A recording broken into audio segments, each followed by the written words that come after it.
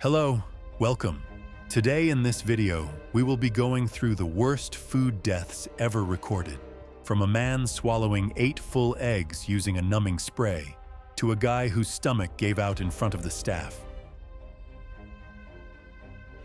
It was September 6, 2019, and a food festival along the Memphis waterfront was winding down for the night. Most of the crowd had cleared out, but a group of regulars from the regional eating competition scene had stayed behind near one of the remaining tents, gathered around a folding table with beers and leftover food. Jarek Taryn was 38 years old and had spent most of his 30s working his way through regional eating competitions across the South. He never broke into the national circuit, but locally he had a reputation and he protected it seriously.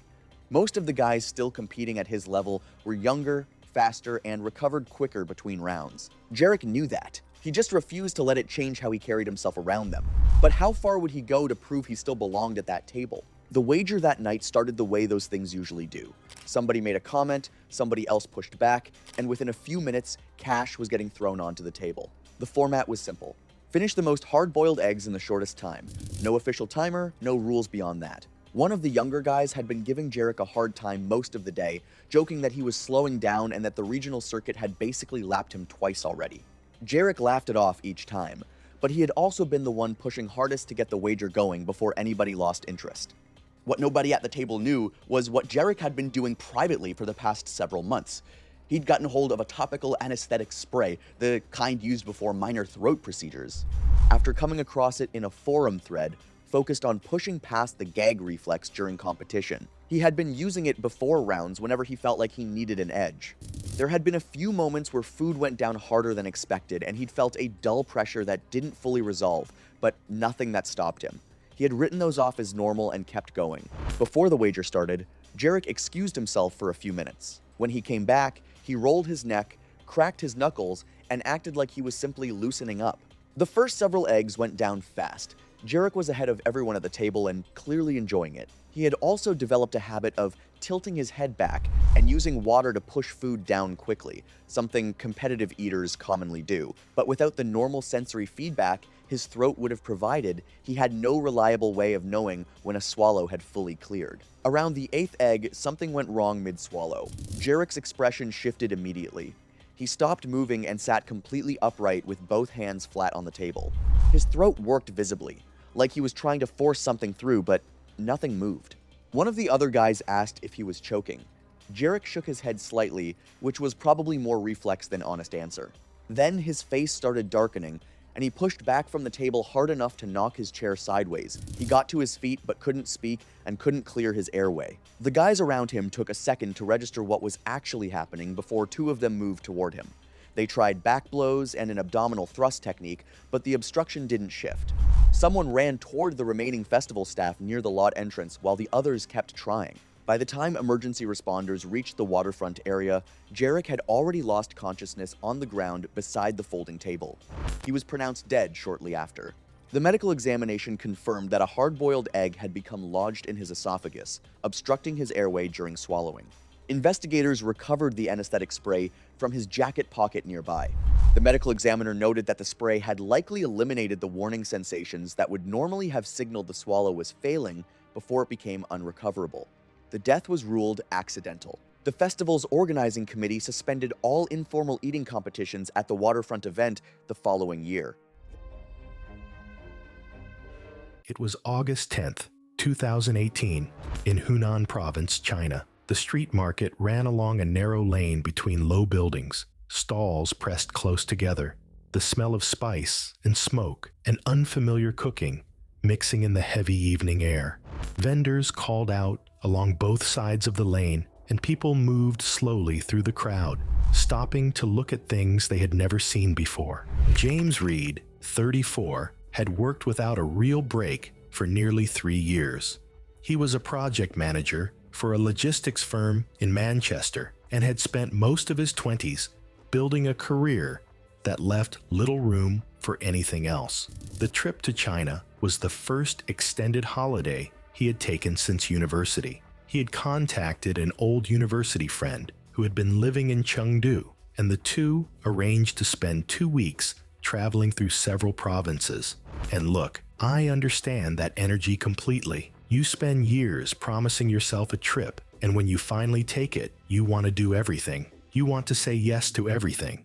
That feeling is part of what makes this story so hard to read. His friend had become his guide to everything unfamiliar: what to eat, what to avoid, what was normal, and what was worth trying. James trusted his judgment because he had been there long enough to know the difference. They had spent several days working through market food, trying things James would never have considered at home, and nothing had gone wrong.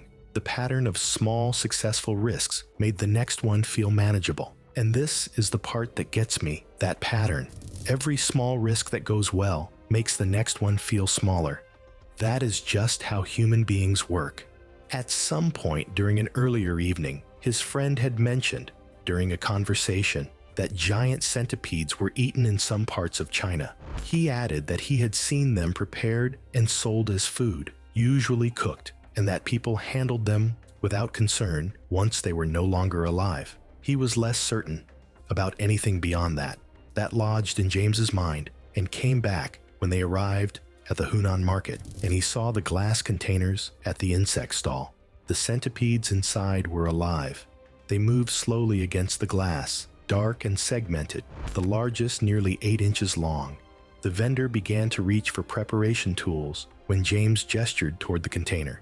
The interaction shifted. James indicated he wanted one without preparation. The vendor hesitated, repeating a gesture and a short phrase indicating it should be cooked first. James repeated his own gesture. There was a brief exchange, the vendor looking between James and his friend before reluctantly complying. His friend hesitated, unsure if James was joking or trying to prove a point, and by the time he realized he was serious, he couldn't stop him. One was selected, thick-bodied, nearly 8 inches long and fully alive, and tried to swallow it in a single movement to avoid stopping halfway. I seriously wonder what James was thinking at this point, because what came next wasn't worth it. It did not go down cleanly. The legs caught against the back of his throat and triggered a violent gag reflex. The movement became uncontrolled almost immediately. It briefly obstructed the upper airway and triggered a severe reflex closure, preventing effective breathing. Even as it was forced lower, the irritation and repeated spasms made it impossible to draw a proper breath. He began to choke. His coordination deteriorated rapidly. He collapsed at the market stall. Emergency services were contacted, and James was transported for treatment. Despite medical intervention, his condition did not stabilize. He was pronounced dead later that evening. Medical findings indicated acute airway compromise caused by obstruction and reflex airway closure, with contributing irritation from the animal. His friend gave a statement to investigators that evening. He didn't finish his trip. I can't help but feel that if he had been more cautious, he might have made it past the second week and had the holiday he'd been waiting years for. It was August 21st, 2017. Rural Oregon, USA. Late summer, the kind of evening where the light stays long and the air is still warm after the sun goes down. The fence line ran along the edge of dry golden fields, wild growth pushing through the wire in places, the whole stretch unhurried and familiar. Melissa Grant was 34. She taught at a primary school in a small town outside Eugene and had spent most of her life in that part of Oregon. That morning, she had opened her email at school and found out she had been offered her dream job, a position she had applied for twice before and had stopped letting herself hope for. She had walked home in a state she could not quite name, something between disbelief and a happiness she did not know how to hold yet. The evening walk along the fence line was part of how she settled herself after big days. She had been picking and eating small, dark, wild berries along rural paths for years. There were several species that grew along that fence line, and she had eaten from the area casually on previous occasions, without any problem. What she had picked safely before grew near a stretch that also contained deadly nightshade, and the distinction between them had never required her attention because she had never been wrong yet. I want to sit with that sentence for a second. She had never been wrong yet. But what actually happened next gets you questioning that. That evening, she was not paying close attention to which berries she was picking from where. She was in a good mood. She gathered considerably more than she ever had on a previous walk, enough to fill both hands more than once. She ate a substantial amount directly from her palm as she walked, more than any casual handful, and carried the remainder home.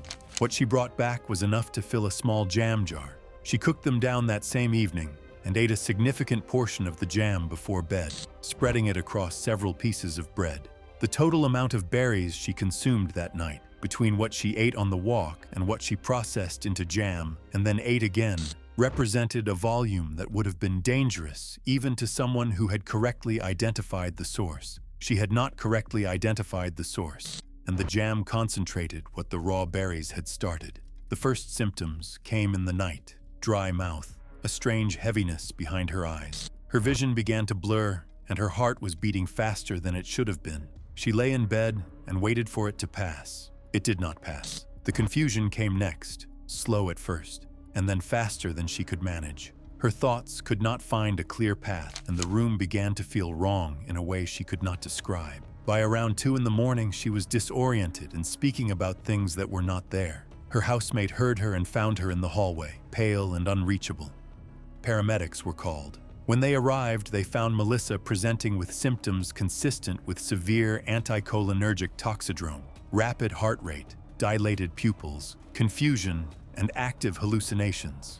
She could not give a coherent account of what had happened. The jam jar on the kitchen counter was found during the assessment, and the berries were noted. Deadly nightshade, Atropa belladonna, contains atropine and scopolamine. Both are potent anticholinergic compounds. The berries are small, dark, and glossy, growing individually on the plant in a way that can go unexamined by someone not specifically looking for identifying features. Fatal outcomes in adults are uncommon with casual exposure. They are not uncommon when the volume consumed is high and the toxins have been further concentrated through cooking. But several hours had passed since ingestion, and her condition had been deteriorating through most of them. Her core temperature had risen through the night, and her cardiac rhythm was unstable by the time treatment began in earnest. The presentation included complications that made the intervention more difficult to sustain. Melissa Grant died from complications of anticholinergic toxicity in the early hours of the morning. Subsequent analysis confirmed deadly nightshade as the source.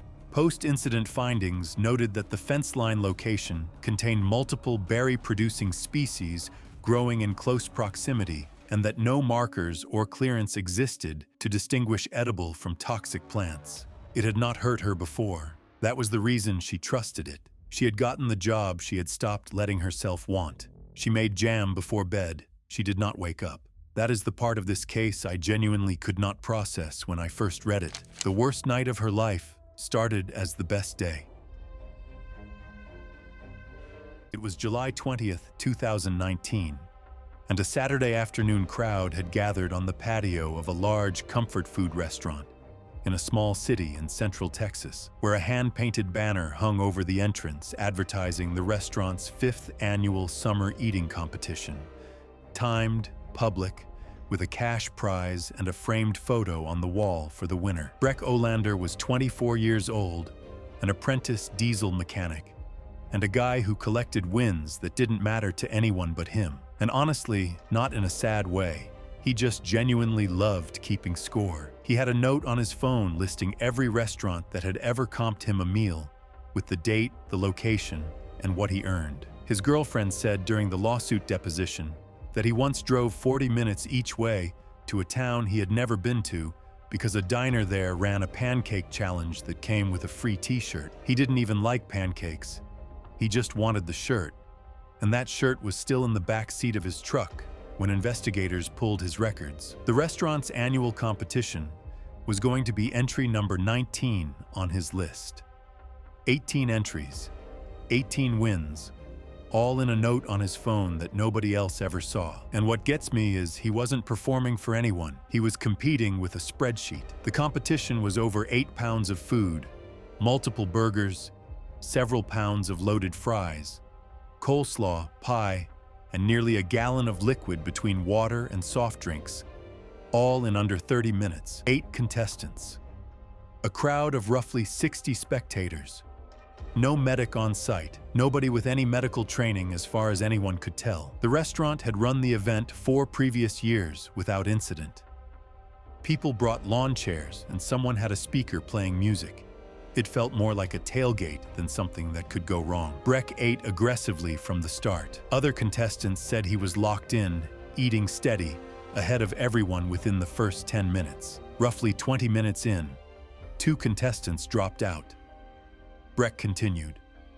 People closest to the table said his pace slowed noticeably around the 22-minute mark.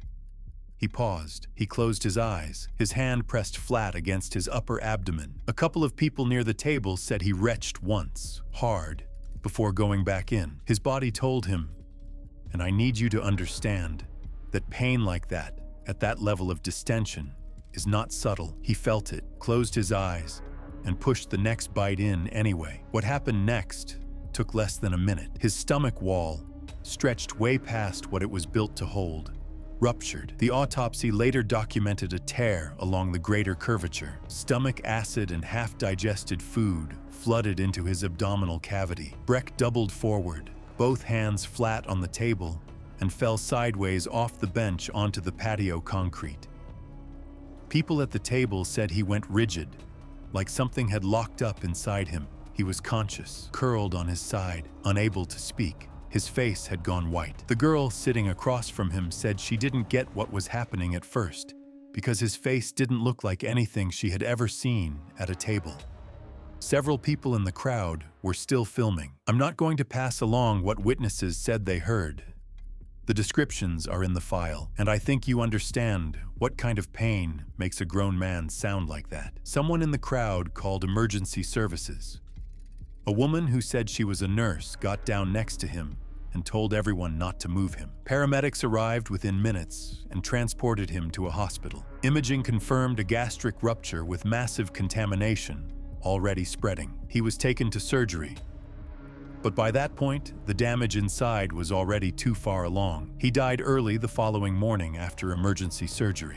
The medical examiner determined the cause of death to be hemorrhagic shock and peritonitis, secondary to spontaneous gastric rupture from acute gastric distension. The restaurant permanently canceled the annual competition.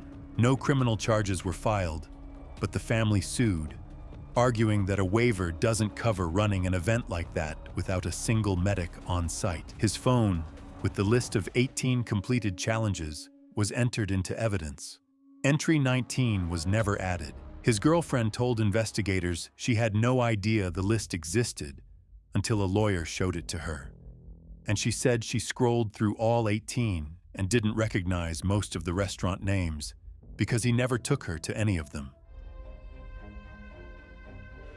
It was August 14th, 2017, in Tempe, Arizona. The desert heat still hung in the air as evening settled in, the kind that makes you stay inside with the AC running. Inside a small apartment complex, 22-year-old Prue Quint set up her camera in her cramped kitchen, getting ready for what she called the Ultimate Spice Challenge. Prue worked part-time at a clothing store, but most of her energy went into her small streaming channel, where she pushed herself through increasingly intense food challenges. What started as eating spicy snacks had turned into a competition with herself to go further every time. Her viewers loved watching her struggle through the heat, and the moments where she coughed or gagged usually brought the most donations. That night, her chat had been daring her to make what they called the world's spiciest combination. Instead of researching safe limits, she decided to improvise. She ordered dried Carolina Reapers,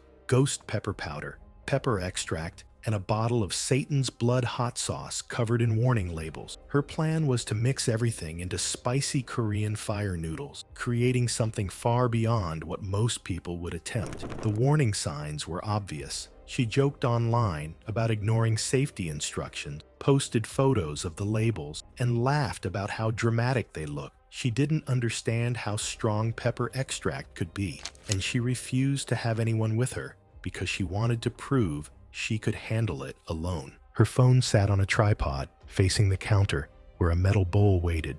The mixture looked almost black, thick and oily, barely resembling food. The smell made her eyes water, but she laughed and told the chat that meant it would be perfect. The stream started just after 8. She took a huge bite right away. Within seconds, her face turned red and she started coughing, eyes watering so badly she could barely see. The heat hit harder than she expected, but instead of stopping, she forced herself to take another bite, then another. The chat filled with laughing emojis and donations. Milk sat next to her, but every time she tried to drink, she was coughing too hard to swallow. The extract coated her throat, making her gag as her stomach turned. The more she pushed through it, the worse it got. After another bite, she bent forward, coughing hard. She grabbed the milk, tried to gulp it, and choked. Then she vomited. It splashed onto the counter and floor as she stumbled back, trying to step out of frame. Her eyes were watering so badly she couldn't see. Her foot hit the spilled milk. She slipped instantly. Her shoulder hit the counter. Then her head struck the edge before she dropped to the floor, stunned and gasping while her body kept trying to vomit. On her back, she tried to roll over, but another wave came up before she could move. Some of it went into her mouth and nose. While she was still trying to breathe, she coughed violently, but the burning mixture made it uncontrollable, her throat tightening as she struggled for air. The sounds changed from coughing to wet, desperate gasps. The spice itself wasn't poison, but the reaction spiraled out of control. Between the fall, the vomiting, and the irritation, she couldn't get a full breath. The chat kept scrolling, most people thinking it was part of the challenge. A neighbor heard the crash and coughing. When there was no response, they called 911. Paramedics forced entry and found her unconscious on the kitchen floor with shallow breathing. They cleared her airway and rushed her to the hospital, but she had gone too long without enough oxygen. Doctors stabilized her heart, but the damage to her brain was severe. She never woke up. The report listed the cause as accidental asphyxia after aspiration of vomit, triggered by the extreme food challenge and the fall that left her unable to protect her airway. She had been alone, had consumed a highly concentrated pepper mixture, and no one was there when the reaction got out of control. What gets me is that this started as something people were watching for fun, and it turned into an accident nobody on that stream expected to see. Her final stream stayed online for hours before it was removed. Clips kept circulating, a young woman laughing into a camera, daring herself to go further than she should have, never realizing how fast something meant to entertain people could become the last thing she ever did. It was November 12th, 2016, in the hill country of eastern Kentucky. A crisp autumn morning lay over the property. The persimmon tree in the yard still heavy with fruit, the kind of slow country quiet where one small daily habit could go unnoticed for an entire season. Lorna Pyle was 58, and the persimmon tree in her yard was the last thing her late husband had planted before he passed, so she could not bear to let a single one of its fruit go to waste. Eating them daily all season, frequently still firm and unripe and on a completely empty stomach. She was thrifty and hated waste, the kind of woman who could not stand to watch good fruit fall and rot, so she ate it by the bowlful all season long. To her, it was the most wholesome routine imaginable. Free fruit from her own tree, a little ritual she looked forward to every single morning. She would fill a bowl on her way out the door and eat them standing in the yard, proud of a tree that gave her so much for nothing, never once imagining the fruit could be anything but good for her. Friends who stopped by would leave with bags of the extra, and Lorna kept right on eating her own share each morning. I actually love that she could not stand to see good fruit go to waste, because that is a habit I share, and right up to this point in her story, it only made me like her more. The trouble was the kind of fruit and the empty stomach, a combination that does something most people would never imagine. I asked an expert, and the answer genuinely confused me, that a small habit this gentle and wholesome can quietly set something dangerous in motion for months. Day after day, with every handful she ate on an empty stomach, something was quietly taking shape inside her that no meal, no mirror, and no ordinary doctor's visit would ever have thought to look for. Over the weeks, Lorna began to feel full all the time. Then came a dull, growing pain and a queasiness that stole her appetite, though she put it down to a stubborn stomach bug. By the time the pain turned sharp and unbearable, she could barely keep anything down, and her family finally rushed her to the hospital. There, the surgeons found the cause, A single hard mass formed from all that fruit, grown so large and so solid that it had blocked her gut and begun to tear the stomach wall, spilling its contents where they were never meant to go. The surgeons worked fast the moment they understood what they were facing, but a torn stomach is a desperate thing to fight, and the infection was already racing well ahead of them. The detail that keeps racking my brain is the surgeons describing something the size and hardness of a stone, formed from nothing but fruit, sitting where her last meal should have been. The eeriest thing for me is how slow and silent it was, that for an entire season, her own body was patiently assembling the very thing that would end her, one breakfast at a time. The emergency surgery came too late to stop the flood of infection that follows a torn stomach, and Lorna died of complications from what doctors call a persimmon basor. Unripe persimmons are rich in a compound that hardens when it meets stomach acid, and eaten day after day on an empty stomach, it had slowly built into a solid mass her body could not break down or pass until it blocked and tore her gut from the inside.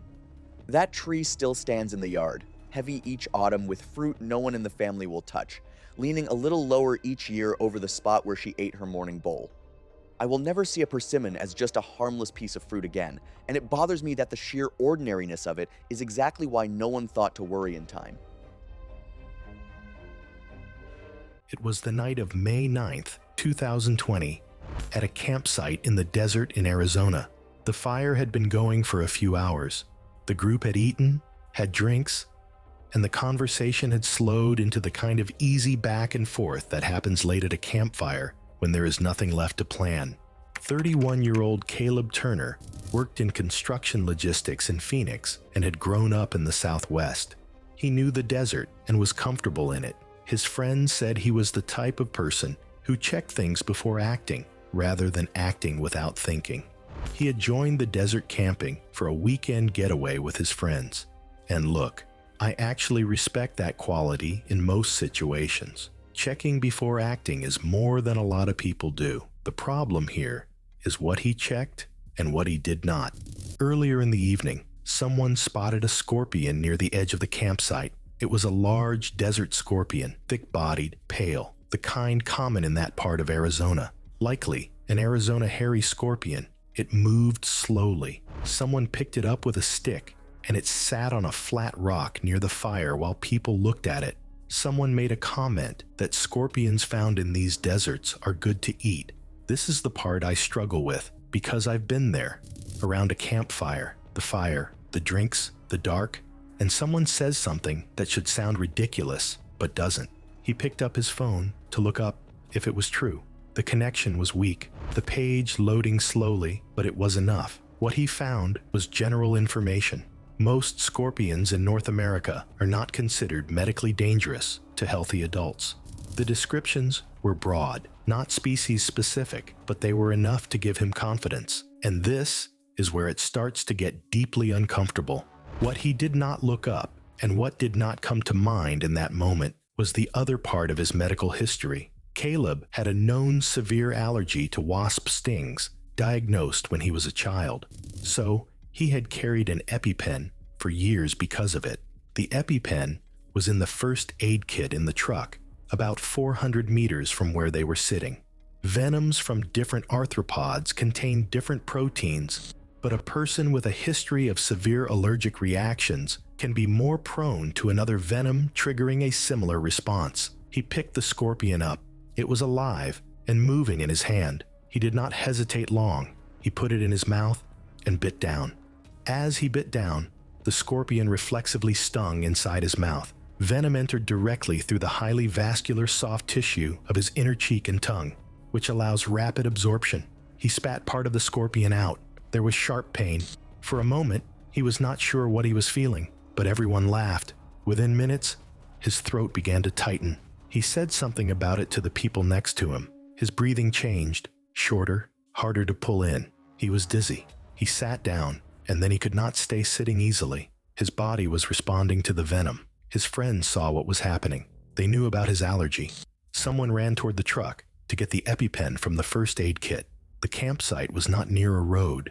The truck was 400 meters away in the dark. Caleb's condition did not wait. By the time it was administered, the reaction had already progressed significantly, and it did not reverse the airway narrowing fast enough.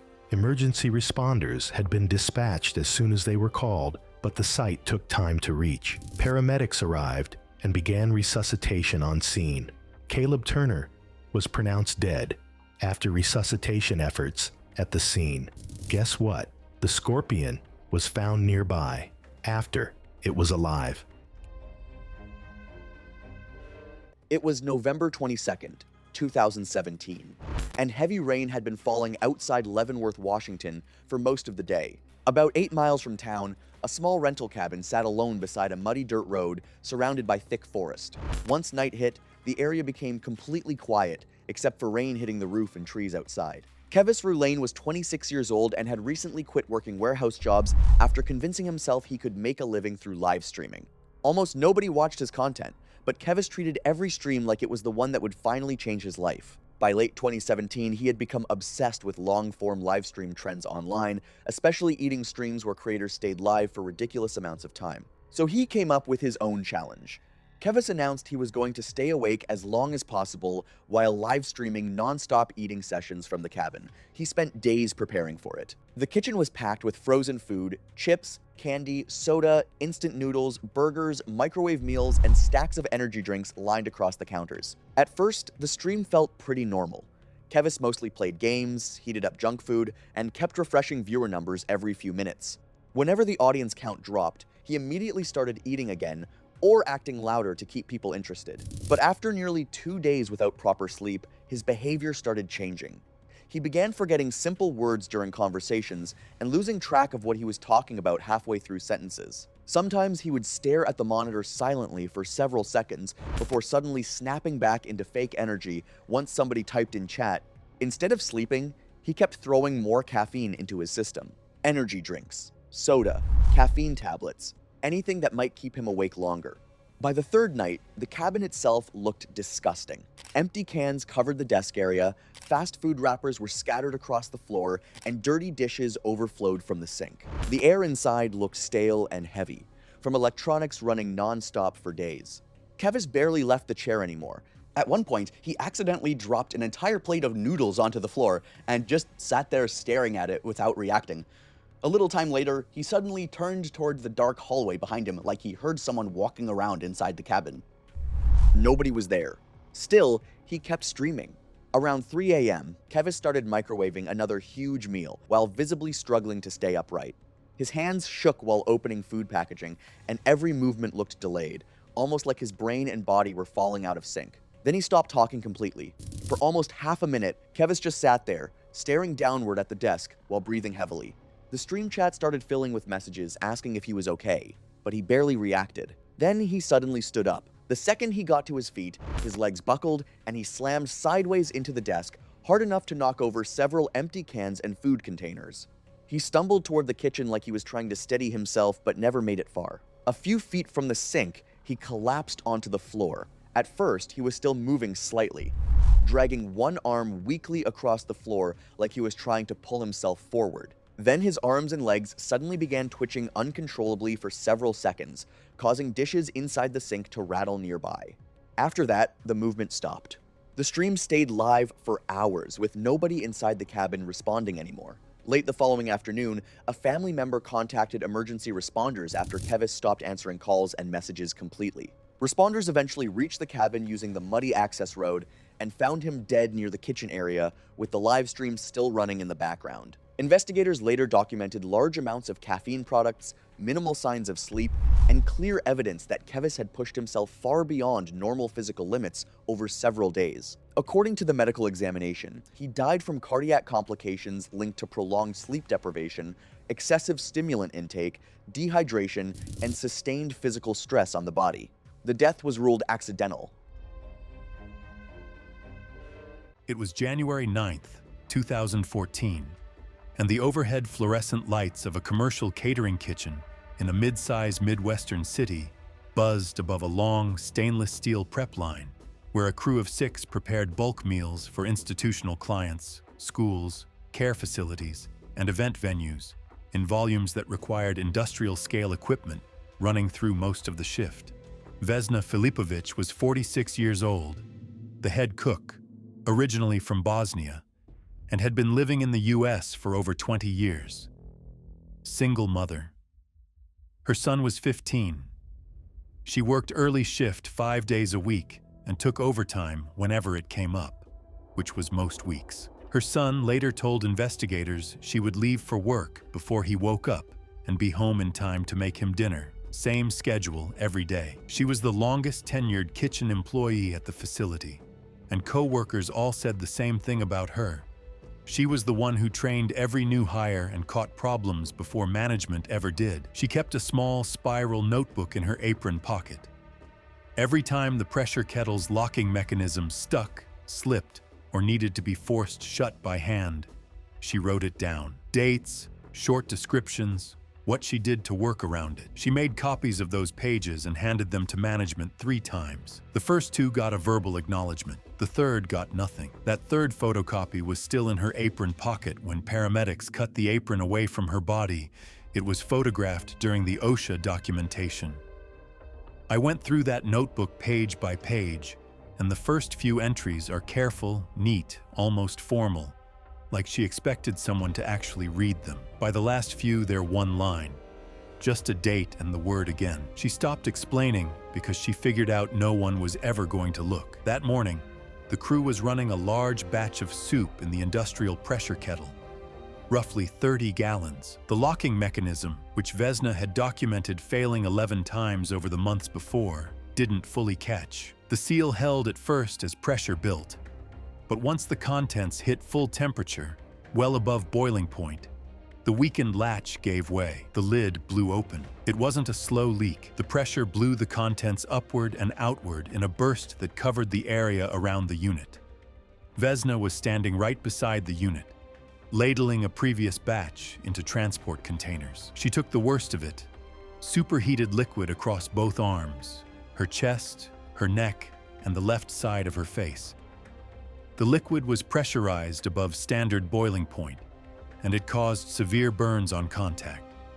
And because it was a thick, starch-heavy soup base, it clung to her skin instead of running off, which kept the heat on her skin longer and made the burns worse than hot water alone would have. The thickness of the soup is what made it a good recipe, and it's exactly what made the burns deeper. I've been sitting with that one for a while. Co-workers pulled her back and called 911. One co-worker said when they pulled the soup-soaked fabric away from her arms, the skin came with it.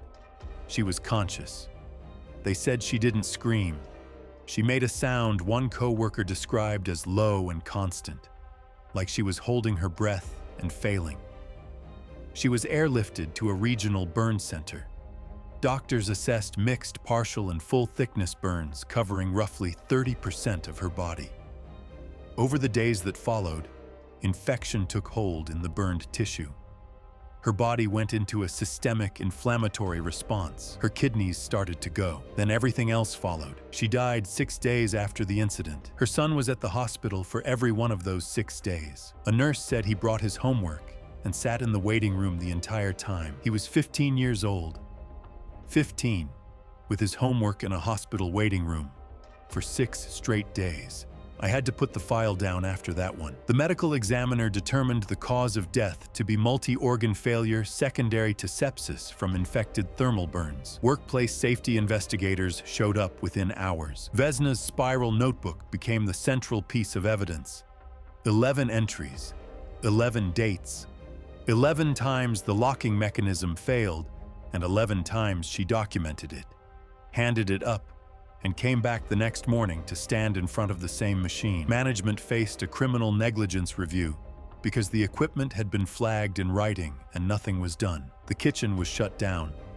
Several of the company's institutional contracts were pulled while the investigation was ongoing. Her notebook was entered into the investigation file. The last entry was dated 9 days before her death. Just the date and one word.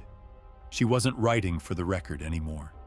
She was writing because it was the only thing left she could do, and it still wasn't enough. Her son went to live with relatives after the funeral, and according to a family member who spoke to local press, he kept asking why nobody listened to her.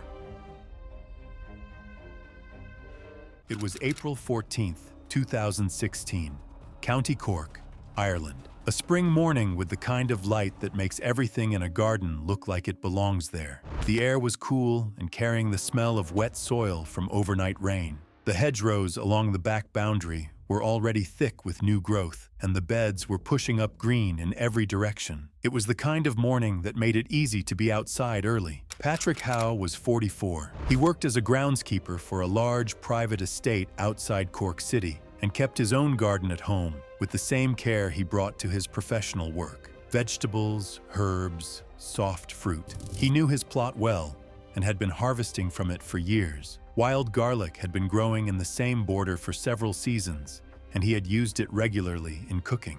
It came up reliably every spring, and he knew where to find it. What had also been growing in that border, for longer than the wild garlic, was lily of the valley. He had planted it himself years earlier on the opposite end of the same bed. In spring, both plants push up narrow, bright green leaves from the ground at the same time, in similar conditions, at similar heights. I've covered plant mice identification cases before, and most of them involve people who had no business handling wild plants in the first place. Patrick was a professional groundskeeper. He planted both of them himself. That changes everything about how I read this. Without the distinguishing markers, the flower spike of the lily of the valley, or the garlic scent released when a wild garlic leaf is crushed between the fingers, the two are easy to confuse. Patrick knew this in the general sense that experienced gardeners know most things about their plots. He had never confused them before. He had been harvesting from that border long enough that recognition had replaced verification.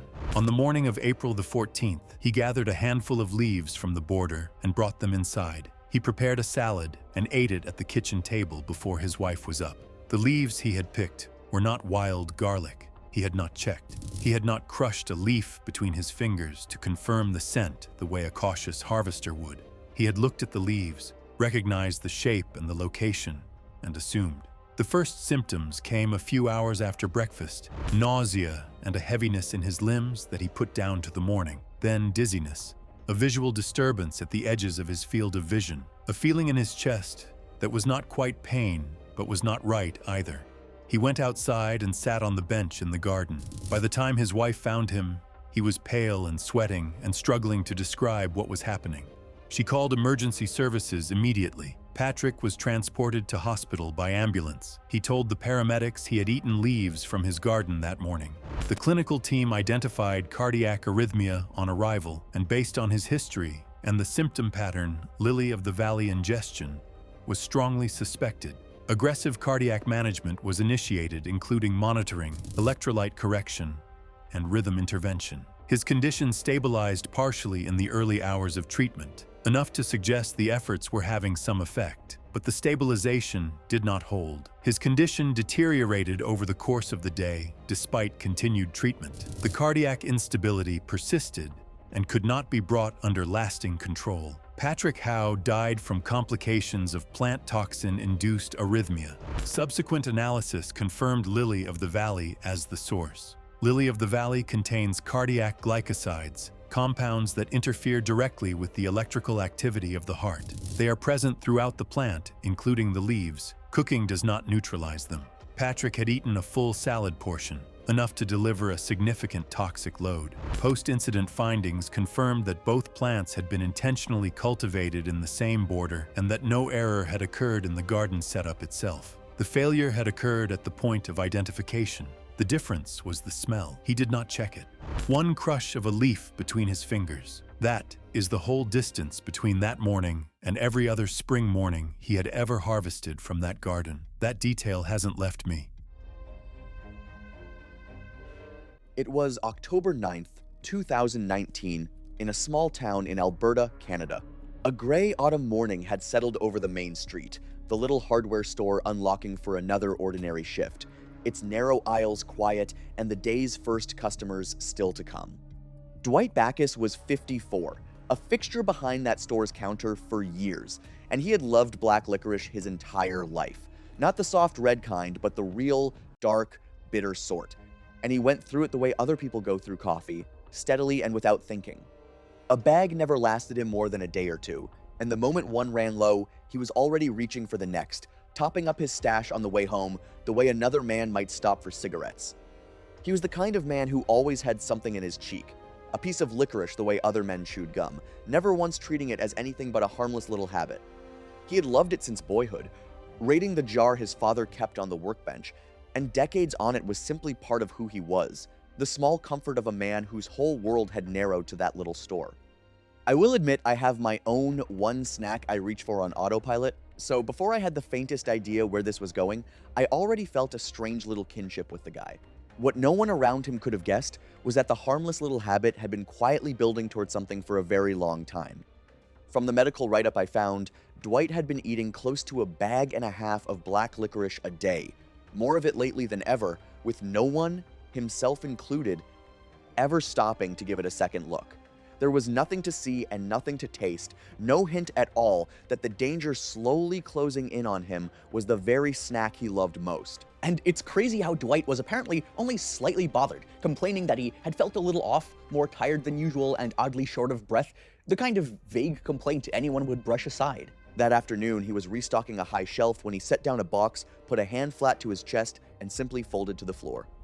His coworkers rushed over and called for help, and one of them began chest compressions within seconds, but his heart had already slipped into a chaotic, useless quiver that no one in that store could explain. I cannot get over how fast it happened.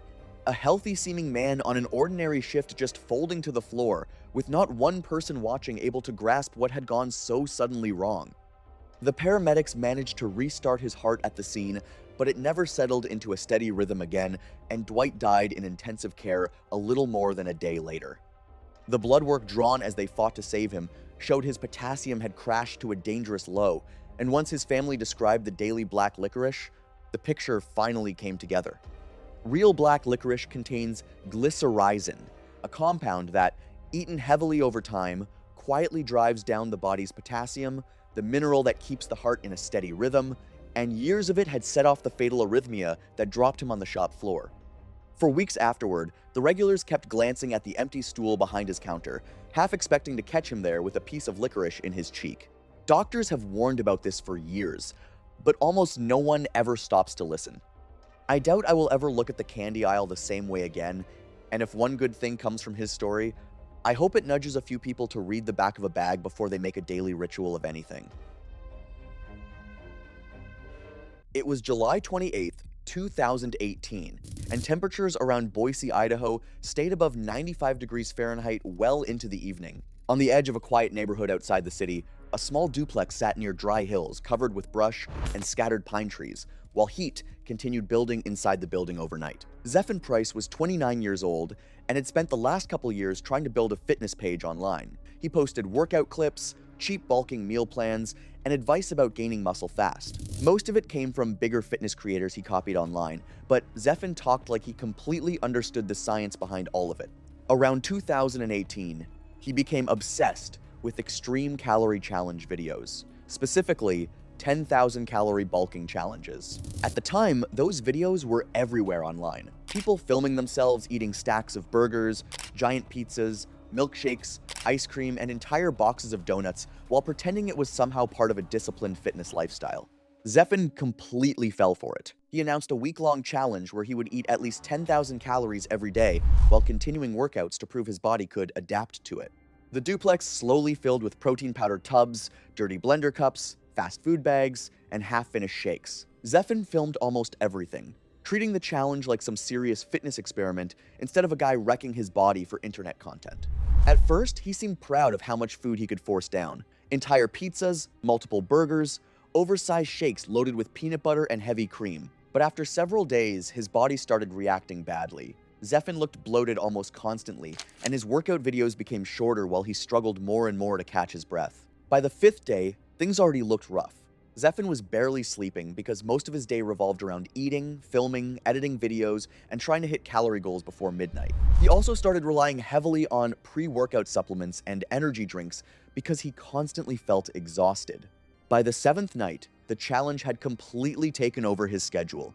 Every few hours revolved around eating, filming, weighing himself, or forcing down another protein shake. That night, Zephan was trying to finish the final meal of the challenge while a camera recorded nearby. At first, he just looked uncomfortable. He kept shifting his weight, breathing through his mouth and taking longer pauses between bites than before. Then he suddenly rushed toward the sink and vomited again. This time, though, he stayed there. Zephan leaned both hands against the counter with his head lowered while trying to catch his breath. Sweat soaked through his shirt while the camera nearby kept recording from the kitchen table. After several minutes, he tried going back to the food one more time. He picked up part of a burger, stared at it for a second, then dropped it back onto the plate. That was basically the point where his body looked completely done. Instead of finishing the challenge, Zephan slowly lowered himself against the cabinets and stayed sitting on the kitchen floor for a long time without moving much. The camera was still recording when he eventually lost consciousness sometime later during the night. Emergency responders were eventually called to the duplex and found him unconscious on the kitchen floor, surrounded by food containers, supplements, and recording equipment. The medical examination later found that Zephan had developed severe inflammation of the pancreas after nearly a week of extreme overeating and heavy fat intake. Investigators also documented large amounts of stimulant supplements, energy drinks, and signs of prolonged dehydration throughout the duplex. Authorities ultimately concluded that the physical stress placed on his body during the challenge led to a fatal cardiac event sometime during the night. His death was classified as accidental. It was a Friday evening on August 7th, 2015, and the heavy salt air off the Gulf hung over a small oyster bar built onto the end of a wooden dock in a coastal parish in southern Louisiana, where 12 bar stools faced an open shucking station and a hand-painted sign listed the day's catch in chalk. Hoyt Trosclair was 53 years old, a marine engine mechanic who fixed boat motors along the coast for a living. Divorced, lived alone in a rented house near the water. He had been going to this same oyster bar every Friday night for years. Same stool, same order, half dozen raw and a beer. The bartender kept a running tab for him in a handwritten ledger because Hoyt paid once a month instead of every visit. His ex-wife later said that he hadn't seen a doctor in over 12 years. She said she stopped asking after the divorce. The one time she pushed him on it, he told her his father never saw a doctor either and made it to 74. His father died at 74 of liver failure. Hoyt repeated that number like it was a finish line, not a warning. He turned his father's age into a reason to never see a doctor, never knowing his own liver was already going the same way. To me, that's the cruelest irony in this entire video. He ate his regular order that evening, half a dozen on the half shell, a cold beer, same thing he always got. The bartender later told a reporter he shucked them right in front of Hoyt the way he always did, and Hoyt sat there watching a game on the TV above the bar, picking them off the tray one at a time between sips. Talked about a boat engine giving him trouble that week. Told the bartender the oysters were good that night. Nothing about the evening was different. He closed out and walked to his truck. There was nothing wrong with the sourcing. The oysters were legally harvested, properly handled, and up to code. But raw Gulf oysters in warm water months naturally carry a bacterium called Vibrio vulnificus. In a healthy person, the body fights it off. In someone with a damaged liver, and Hoyt's was far worse than anyone knew, it gets into the blood fast and multiplies with almost nothing to stop it. Within 24 hours, Hoyt came down with a high fever, chills, and vomiting. He stayed home and tried to ride it out the same way he handled everything else. By the second day, large fluid-filled blisters had erupted across both legs, hemorrhagic bullae, a hallmark of Vibrio septicemia. The file described them as dark, blood-filled, some the size of a fist, and the infection was already destroying soft tissue in both legs. A neighbor who checked on him after he missed a scheduled engine job found him on his bathroom floor, barely responsive, and called 911. Nobody came looking because they were worried about him. A boat engine didn't get fixed on time, and I want you to sit with that, because that's what got someone to his door. He was transported to a regional hospital. The infection was already destroying soft tissue in both legs, then septic shock. Doctors threw everything at it, IV antibiotics, surgical debridement, but his organs started shutting down and nothing brought his blood pressure back. He died on the third day after the meal. Half a dozen oysters in 3 days. That's the whole math on this one, and I still can't wrap my head around it. The medical examiner determined the cause of death to be septic shock, secondary to Vibrio vulnificus septicemia, with the undiagnosed liver disease listed as a major contributing factor. In the examiner's notes, his liver was already so far gone that he would have needed treatment within a few years, no matter what, and Hoyt had no idea. From what I read, routine medical testing likely would have shown signs of liver damage years earlier, and he went 12 years without a single checkup. The county health department put out an advisory about raw shellfish and liver conditions. The oyster bar started posting a warning sign at the shucking station. No charges were filed. The oysters met every handling standard. It was August 22nd, 2019.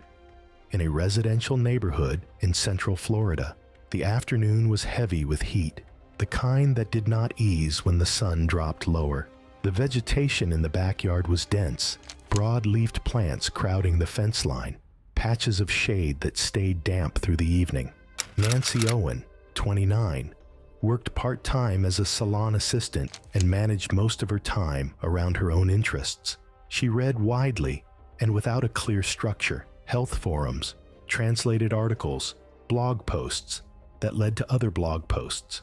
Over the past year, her focus had settled on natural anti-aging remedies, not the commercial kind, the older, stranger kind, preparations and treatments described in obscure corners of the internet that claimed results the mainstream market did not offer. And look, I am not here to dismiss the broader topic, but I feel that not all sources online are true, and one should stick to safety. Several weeks before August, she had begun working through material on frog-derived treatments. The topic was not new in the broader sense. Frog compounds had a long documented history in traditional medicine, but what she was reading sat at the edges of that history. Forum posts and translated summaries, often inconsistent with one another, describing certain frogs as having properties that improve skin quality, reduced visible aging, restored something the body had lost. The claims were vague and the images attached to them inconsistent. Different writers described different animals. The details shifted from one source to the next. What stayed consistent was one idea: that preparation made it safe, that the animal itself, properly handled and cooked, carried properties the body could absorb and use. She read this enough times, in enough different places, that it stopped feeling uncertain and started feeling like something established. And this is the part that gets me, because I just said it earlier. You do not believe something because one source tells you. You believe it because 10 sources repeat it. Even if all 10 sources are wrong, there were frogs in her backyard. There always were in Florida. It was not something that required any particular conditions. That evening, she noticed one she had not seen before. It was large and slow-moving, sitting in the open near the base of the wall. The descriptions she had read mentioned larger frogs. This one was large. She did not consider the species further. She went and picked it up. What she was holding was a cane toad.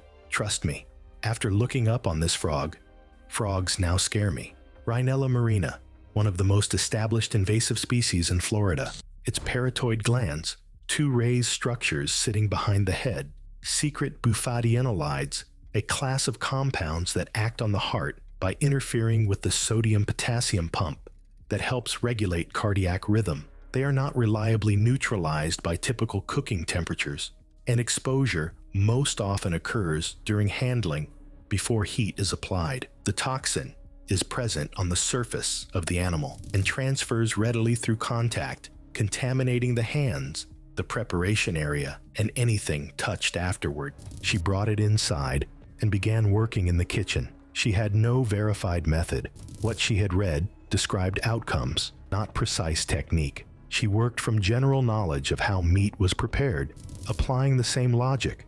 She handled the animal directly, turning it, applying pressure to position it. The parotoid glands expressed toxin under that pressure. It spread across her hands and onto the surfaces she used. She did not recognize it as a hazard. The sensations did not immediately register as danger, only as something unfamiliar. The toxin had already transferred to her hands and from there to her mouth during preparation.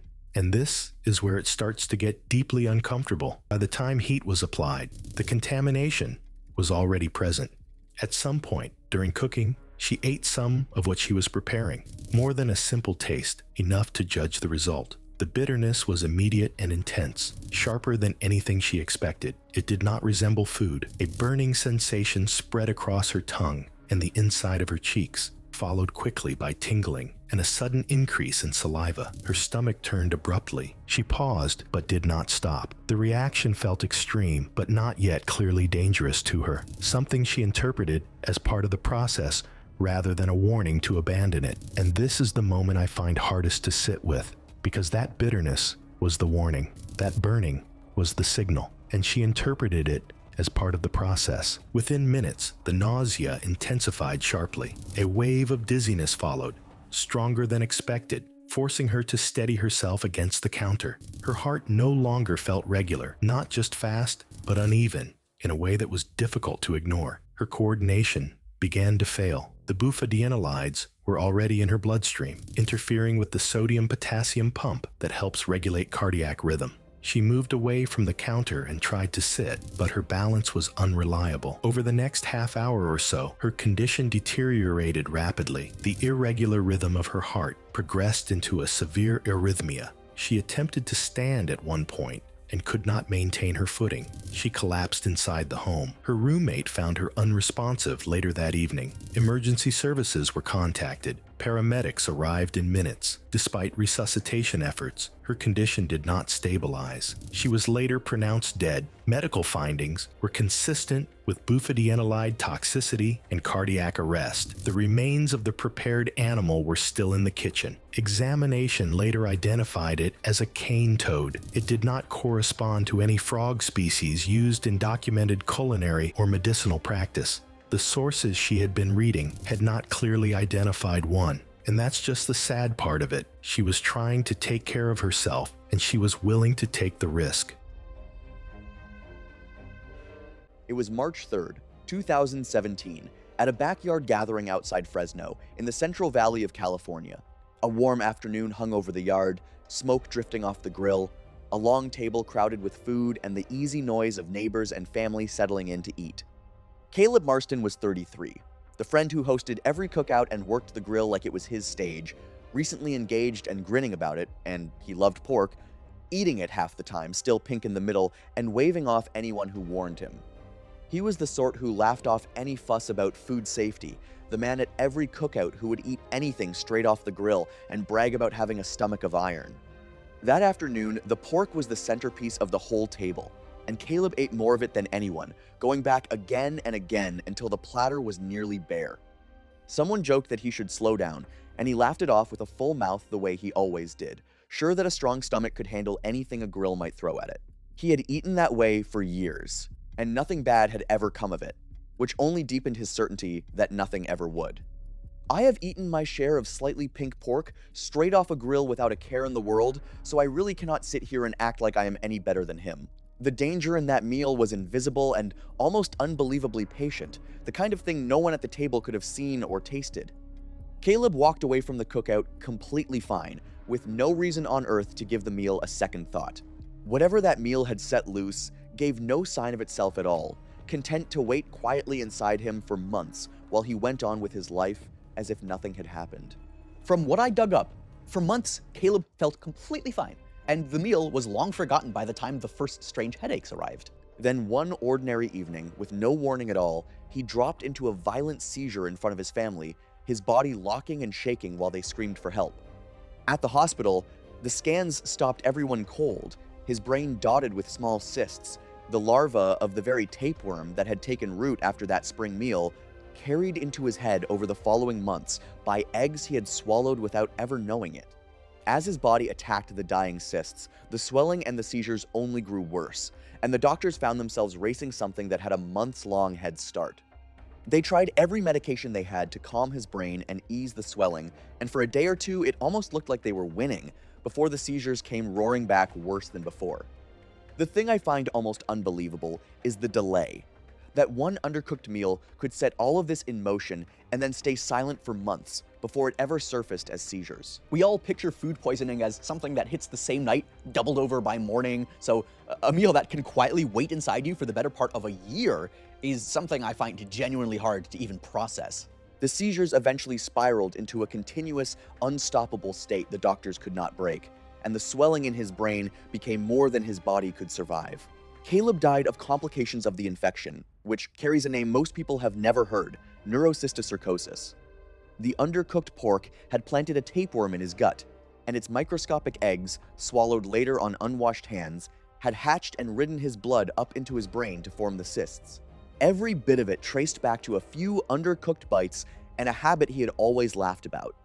His friends still hold the cookout every summer, but now someone always cuts the pork open first and waves it back to the grill at the faintest hint of pink.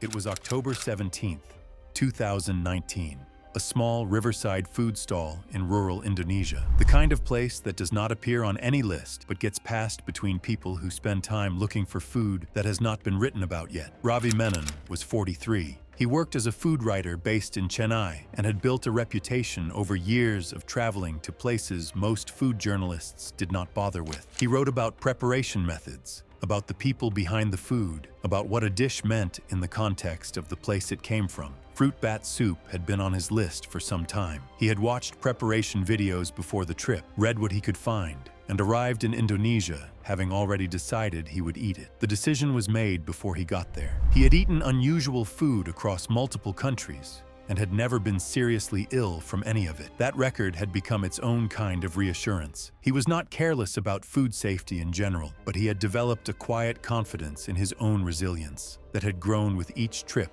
that ended without incident. The eating, in his experience, had never been the problem. At the stall, he asked to be involved in the preparation. The cook discouraged it at first. Ravi pressed. He wanted the full experience, the handling, the process, not just the finished bowl. He saw it as the difference between observing a culture and participating in it. The cook agreed. Ravi handled the raw bat with bare hands. The cook said no first. That detail matters to me because this is the part that changes everything. He had a healing cut on his right index finger. It had been closing for a few days, but it reopened during the handling. The contact between the raw tissue and fluids of the bat and the broken skin on his finger was direct and sustained. Fruit bats across parts of South and Southeast Asia are known carriers of zoonotic pathogens, including viruses capable of crossing into humans through exactly that kind of exposure. The soup itself, properly cooked, carries a lower risk. The handling was a different matter, and Ravi did not know enough to treat it differently. He ate the soup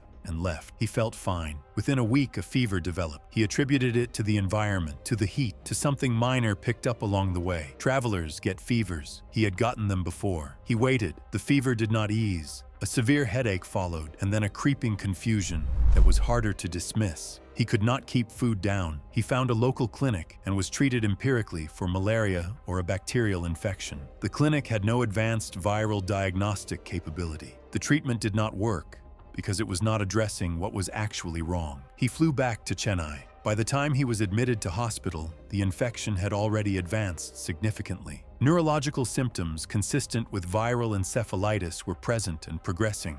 Over the days that followed, his level of consciousness declined. He became increasingly disoriented and difficult to rouse. There were episodes where he could not respond coherently to the clinical team. He was moved to intensive care as his condition worsened and his ability to maintain basic functions deteriorated. The clinical team worked to identify the cause, but the etiology could not be confirmed with the diagnostic resources and timeline available. The window for effective intervention had passed during the days the illness had gone unrecognized. Ravi Menon died in hospital. The diagnosis recorded was acute viral encephalitis with suspected zoonotic exposure history. The primary exposure pathway was identified as direct contact with raw bat tissue through compromised skin during food preparation. Ingestion was considered a secondary possibility, but assessed as less likely given the cooking conditions. His family was notified. The dish was low risk. The handling was not understood. He spent years building a career around eating things nobody else would. He pressed the cook until he said yes. He had a cut on his finger he probably forgot about. The soup was fine. The handling was what killed him, and the cook had tried to tell him no. It was July 11th, 2015, and a crowded sports bar outside Tulsa, Oklahoma, was packed late into the night. The restaurant sat beside a busy highway lined with gas stations and neon signs, and inside, the air smelled like grease, hot sauce, and beer. Near the entrance, one wall was covered with photos of people who had completed the restaurant's food challenges over the years. Melvin Sade was 43 years old and worked long shifts driving forklifts at a shipping warehouse outside town.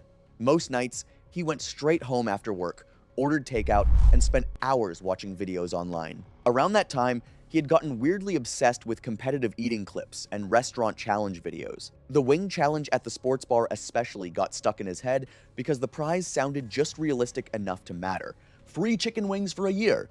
Sounds kinda dumb to most people until somebody lonely starts treating it like a real accomplishment.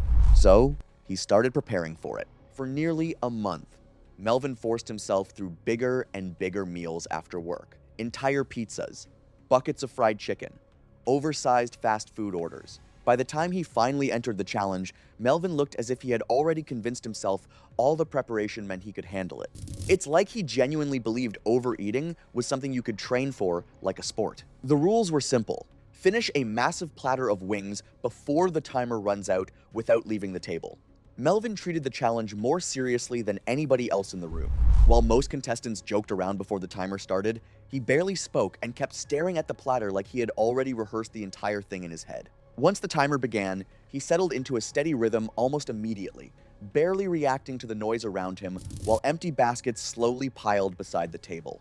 For the first several minutes, Melvin kept a steady pace. But around halfway through, he started slowing down. He shifted constantly in his chair, breathed through his mouth between bites, and used large cups of soda to force food down faster whenever swallowing became difficult.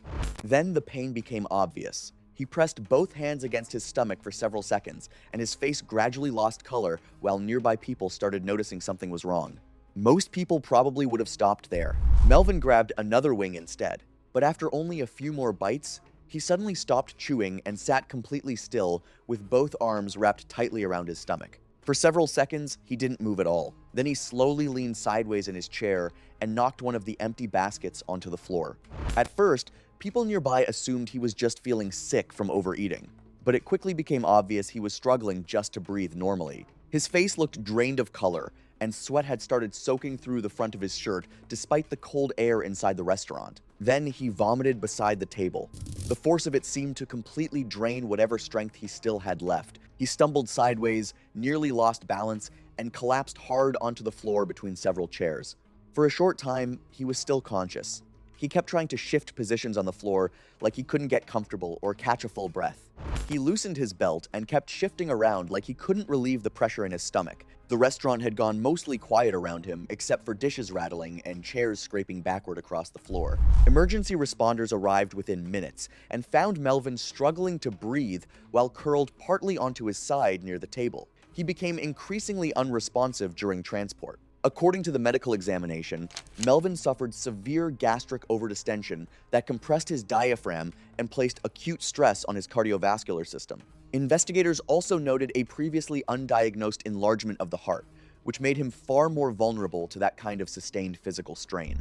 The force of vomiting is believed to have triggered a fatal cardiac event. The death was ruled accidental. It was July 18th, 2019, at a market by the sea in Japan. It was the middle of the day. The sun was bright and the air smelled of salt and fish. The market ran along the waterfront. The stalls were close together. The ground was wet from melting ice. Vendors called out to the people walking past. Most of the stalls sold seafood. Kenji Sato, 44, worked as a purchasing manager in Osaka. He had driven to the coast for the weekend with no real plan. He had eaten seafood his whole life and was completely comfortable with it. He had tried most things that came from the water. He was not the kind of person who hesitated at a food stall or asked a lot of questions before trying something new. Being confident at a market like this was normal for him. It was just how he was. I want to be clear here. Kenji wasn't reckless. He wasn't showing off.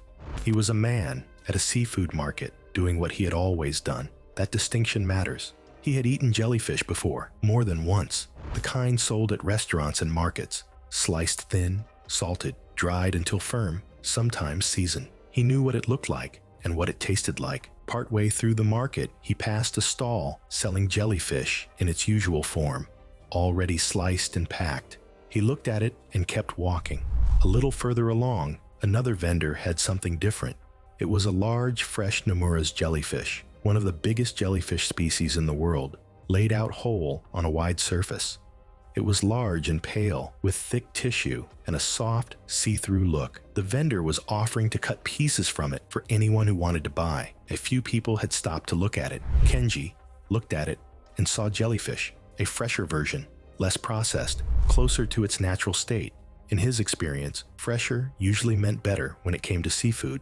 He paid and waited while the vendor cut him a piece.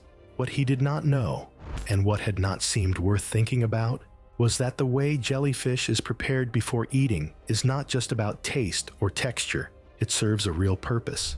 Jellyfish flesh contains nematocysts, tiny stinging structures that sit inside the tissue, including in parts that look like ordinary meat. In a live jellyfish, these structures fire when touched and push venom into whatever they contact. They can still fire after the jellyfish has died, especially when pressed or disturbed. While being stung by this species on normal skin is not usually life-threatening, the inside of the mouth and throat is a very different matter. Salting, drying, and extended preparation breaks these structures down over time and greatly reduces their ability to fire. Fresh tissue goes through none of that process. The nematocysts in a freshly cut piece of Nomura's jellyfish are mostly still whole and still active. I actually spent 3 hours researching nematocysts specifically for this case, and what I found genuinely shocked me. The structures are essentially biological syringes. Pressure activates them, and chewing is pressure. He ate the piece standing at the stall. The reaction started while he was still chewing. Chewing put pressure on the tissue and mixed it with saliva. Together, the pressure and the contact with saliva provided exactly the kind of physical and chemical triggers that caused nematocysts to fire. They fired throughout his mouth, all at once. The stinging hit his tongue, the inside of his cheeks, the roof of his mouth, and the back of his throat as he swallowed. It was not one sting in one spot. It was a large number of stings firing at the same time across soft tissue that is full of blood vessels and reacts fast to any injury with swelling. And this is where it starts to get deeply uncomfortable. The pain came first, sharp and immediate. Then a burning feeling moved down into his throat. Swallowing became difficult almost straight away. Within a few minutes, his lips began to swell. Then his tongue. His throat started to tighten. The venom entering through the soft tissue of the mouth and throat was causing swelling throughout the upper airway. His breathing became difficult. The airway was getting narrower as the swelling grew. He collapsed at the market. People nearby called for help. Emergency responders arrived to find serious swelling in his upper airway and breathing that was in a critical state. He was taken to the hospital. Despite efforts to help him, the swelling in his airway grew faster than doctors could bring it under control. He died from a blocked airway caused by severe internal stinging, most likely made worse by a severe allergic response consistent with anaphylaxis. The investigation confirmed that the piece he had eaten was not processed and still contained active stinging cells. The vendor, when questioned, said he had assumed the man knew what he was buying and understood that it needed to be prepared before eating. The man had seemed confident. He had not asked any questions. This genuinely made me question whether confidence and experience actually matter once a line has already been crossed. It was a cold, overcast afternoon on March 15th, 2016, and the lunch rush had just started thinning out at a small Mediterranean restaurant on a side street in a mid-sized city in the American Northeast, where the kitchen ran a tight crew of 4 and the heavy-duty blender behind the line had been running sauces and dressings since the restaurant opened. Leora Bensadoun was 35 years old, a pediatric speech therapist who worked out of a rented office about 3 blocks from the restaurant. Single, lived with a roommate. She ate at this place 2 or 3 times a month, always between her afternoon and evening sessions, always in a window of less than 40 minutes. She ate fast, Not competitively, there was nothing showy about it. She just ate the way some people walk, fast, and without really thinking about it. Her roommate told investigators Leora once casually mentioned she finished a full plate in under 4 minutes. She swallowed large bites with barely a pause. Her roommate said she once watched Leora eat an entire grain bowl without her fork stopping a single time. Under any other circumstance, eating fast is just a quirk, something your friends give you a hard time about at dinner. And it kills me that it's the reason something sharp got past her teeth. That afternoon, the kitchen's commercial blender container finally failed. The jar was thick, hard polycarbonate, and had been in daily use since the restaurant opened. Staff later told investigators it had been clouding and chipping for months, and the kitchen manager had found fragments in the drain trap before, but never pulled the jar from service. A weakened section gave way during a sauce blend. A shard of rigid plastic, barely a centimeter long, but thin as a blade, with a fractured edge sharp enough to cut on contact, broke off and ended up in the sauce, buried in a thick blended mixture that was already gritty with seeds and dried spices. It went out on Leora's plate. She ate it the way she ate everything, fast, without pausing between bites. A coworker who sometimes ate lunch with her said Leora mentioned feeling something sharp go down, but waved it off. The sauce on her plate was thick and gritty with seeds and crushed spices, so an odd texture was normal for that dish. And she ate so fast, she was used to swallowing things she hadn't fully chewed. She paid, walked back to her office, and saw her evening clients. She was sitting across from a child, helping them form sounds, while a piece of hard plastic worked its way through her intestine. I haven't been able to shake that image. That night, a dull ache settled into her lower abdomen. She figured it was just her stomach being weird, took an antacid, and went to bed. By the following morning, the pain had sharpened and localized to her right side. She called in late to work, which her office manager later said she had never done before in 3 years, and drove herself to an urgent care clinic, which referred her to an emergency department. The initial assessment, from what I found in the notes, suspected appendicitis, but imaging revealed something else: a perforation of the small intestinal wall, with early signs of free fluid in the abdominal cavity. She was taken into emergency surgery. Over roughly 12 hours, the thin shard had sliced through part of the small intestine wall, leaving a small opening that wouldn't close on its own. Gut contents, bacteria, half-digested food, all of it had been leaking into her abdominal cavity since the night before. By the time she reached surgery, peritonitis was already developing. Surgeons repaired the tear, but the contamination had spread further than the scans showed. Sepsis set in after surgery, and she kept getting worse over the following day. She died 2 days after the meal. 2 days. I keep thinking if she had gone in the night before when the ache first started, the contamination window would have been hours shorter. But she didn't go because it felt like indigestion. She ate fast and her stomach always felt a little off, and she'd learned to just push through it. The medical examiner determined the cause of death to be septic shock, secondary to peritonitis from intestinal perforation by a foreign body. The health inspection afterward found the cracked container still in use. The restaurant group rewrote its inspection policies, and the incident became the subject of a wrongful death lawsuit. Her roommate said Leora had texted her the night before about the stomachache, calling it a rough day, and that ended up being the last text between them. It was September 7th, 2019, in a tidy suburban kitchen outside Manchester, England. A calm, late summer evening had drawn in, the kettle warming on the stove, a jar of dark imported honey sitting open on the counter beside a single waiting cup of tea. Lyle Tarrant was 66, a man who had always fixed things himself and trusted himself over any doctor, and he had high blood pressure and a deep distrust of the pills his doctor kept prescribing, and when a relative told him this special honey was an old folk remedy, he embraced it completely, taking more and more in the belief that a bigger dose meant a better cure. He told his wife it was working, that he felt calmer and steadier than the pills had ever made him feel, and he kept a jar of it beside the kettle so he would never miss his evening dose. The more certain he felt, the more freely he poured it, until a careful spoonful had quietly grown into a heaping one night after night.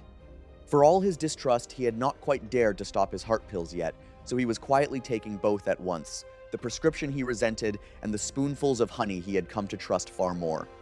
He was a stubborn man who trusted a natural fix over a doctor's prescription, the kind who would quietly double the dose of anything he had decided was good for him. I really do understand choosing a natural remedy over a cabinet full of pills, and going in, I half expected this to be a simple story about a stubborn man and his folk cure. What he did not realize was that the very thing he trusted to heal him was quietly working against him with every spoonful. There was nothing on the jar to warn him, no label and no dose, nothing to suggest a folk remedy a relative swore by could be anything other than good for him. He felt only calmer and steadier as the doses grew, with no way to know that the very calm he was chasing was the first quiet sign of something pulling his body toward a place it would not return from. This was a tough pill to swallow when I found out, but one evening, after a day of heavy, repeated spoonfuls, Lyle began to feel dizzy and sick, his skin going clammy and his vision swimming as he sat at the kitchen table.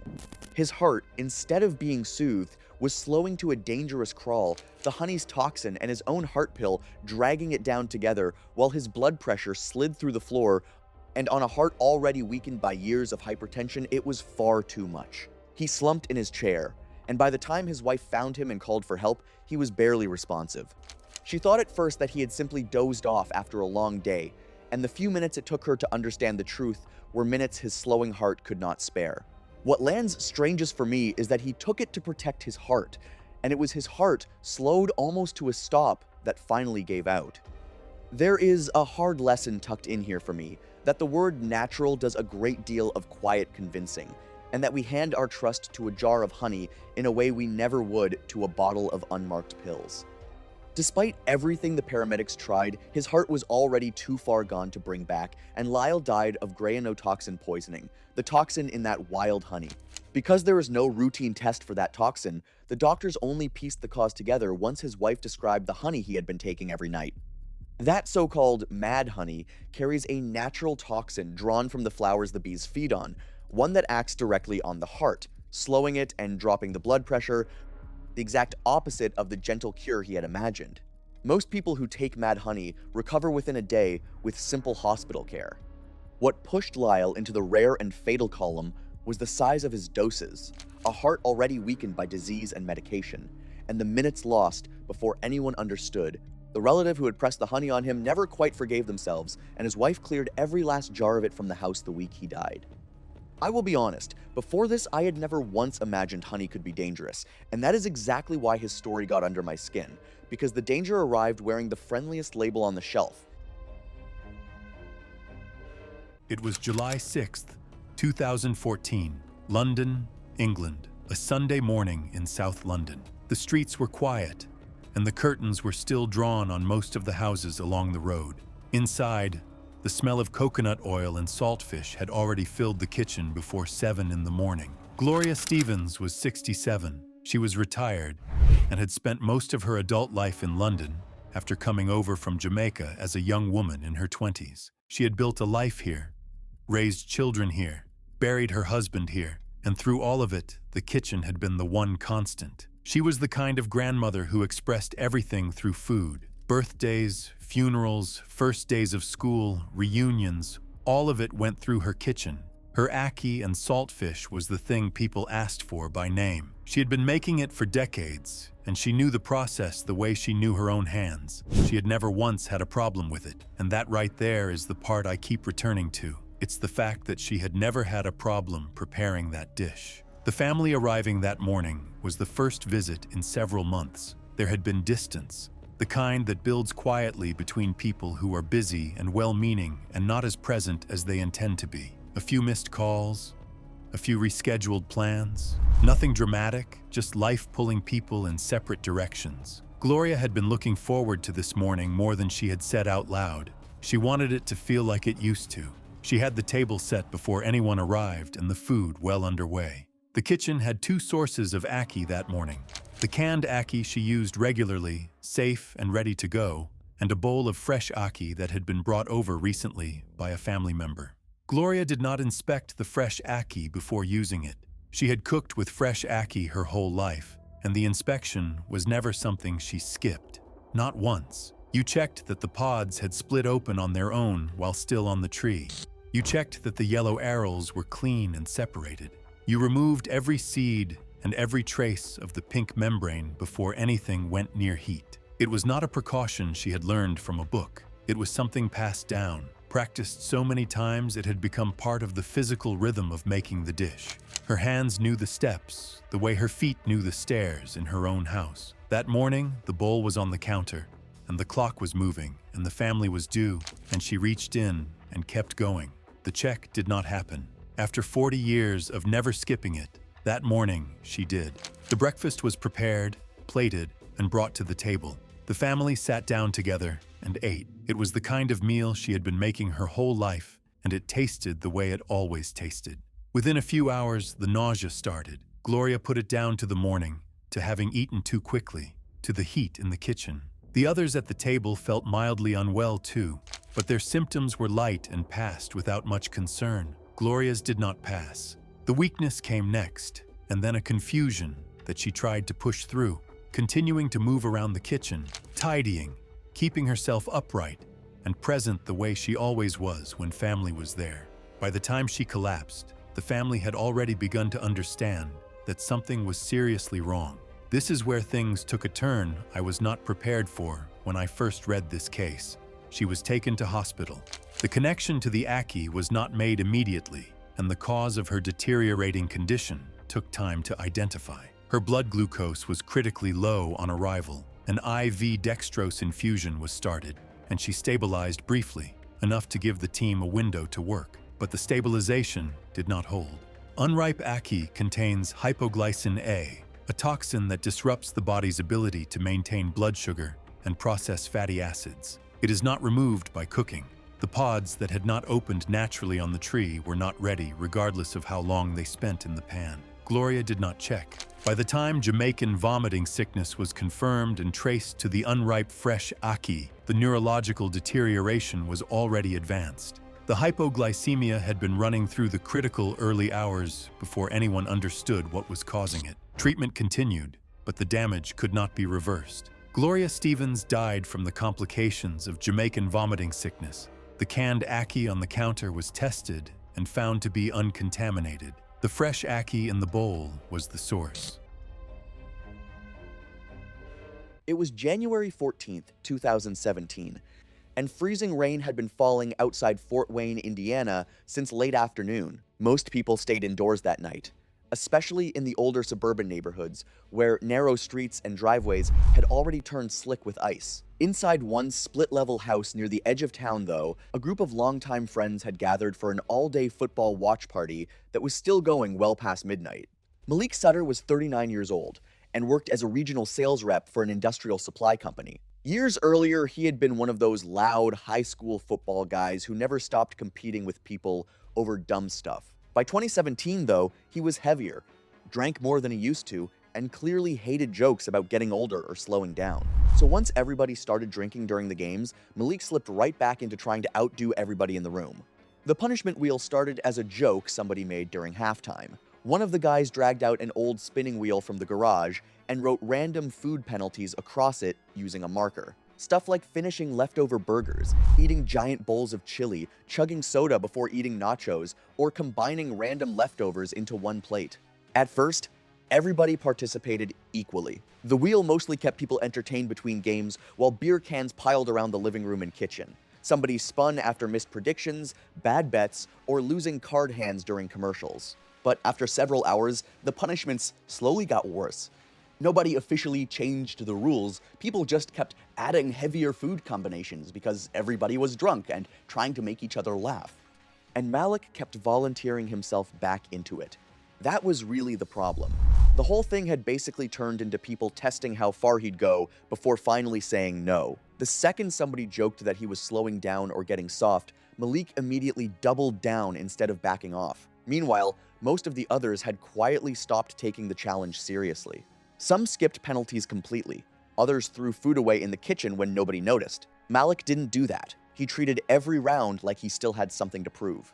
As the night dragged on, leftover cookout food kept coming back out of the refrigerator and onto the tables again. Chili poured over fries, cold burgers covered in cheese sauce, half-finished trays of nachos mixed together into giant punishment plates. By around 1 a.m., Malik looked worn out.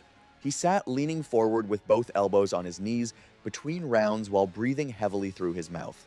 Several times, he disappeared into the downstairs bathroom long enough that people started joking he was secretly quitting. But every time he came back, somebody handed him another plate, and he always took it. At one point, Malik landed on a punishment involving nearly an entire tray of leftover chili dogs from earlier in the evening. Even the other guys looked uncomfortable watching him force it down. Not because they thought he was dying or anything, mostly because the whole thing had stopped being funny by then. Eventually, sometime after 2:30 a.m., Malik stood up to carry his plate to the kitchen and nearly stumbled sideways into the wall. People laughed at first because they assumed he was just drunk. Honestly, Malik probably assumed that too. He set the plate down on the coffee table and sank back onto the couch, leaning his head against the cushions. A few people joked about him finally tapping out, and someone turned the TV up. What nobody noticed was that Malik had stopped responding within the next few minutes, just completely still, eyes partially open, breathing shallow and irregular. Emergency responders were called in the early morning hours after someone noticed Malik's color had changed and couldn't rouse him. He was pronounced dead at the scene. The medical examination determined that alcohol intoxication combined with extreme overeating triggered a fatal cardiac event, likely while the group was still awake around him. The signs of distress would have been nearly impossible to distinguish from ordinary drunkenness. The death was officially classified as accidental. It was October 15th, 2015, at a bush market in Limpopo Province, South Africa. The middle of the day. The sun was high, and the air was hot and dry. The market sat along a dirt road between low trees and dry scrub. The stalls sold food, dried goods, traditional remedies, and animal parts used in cultural practices common to the area. Graham Ellis, 47, was from Leeds.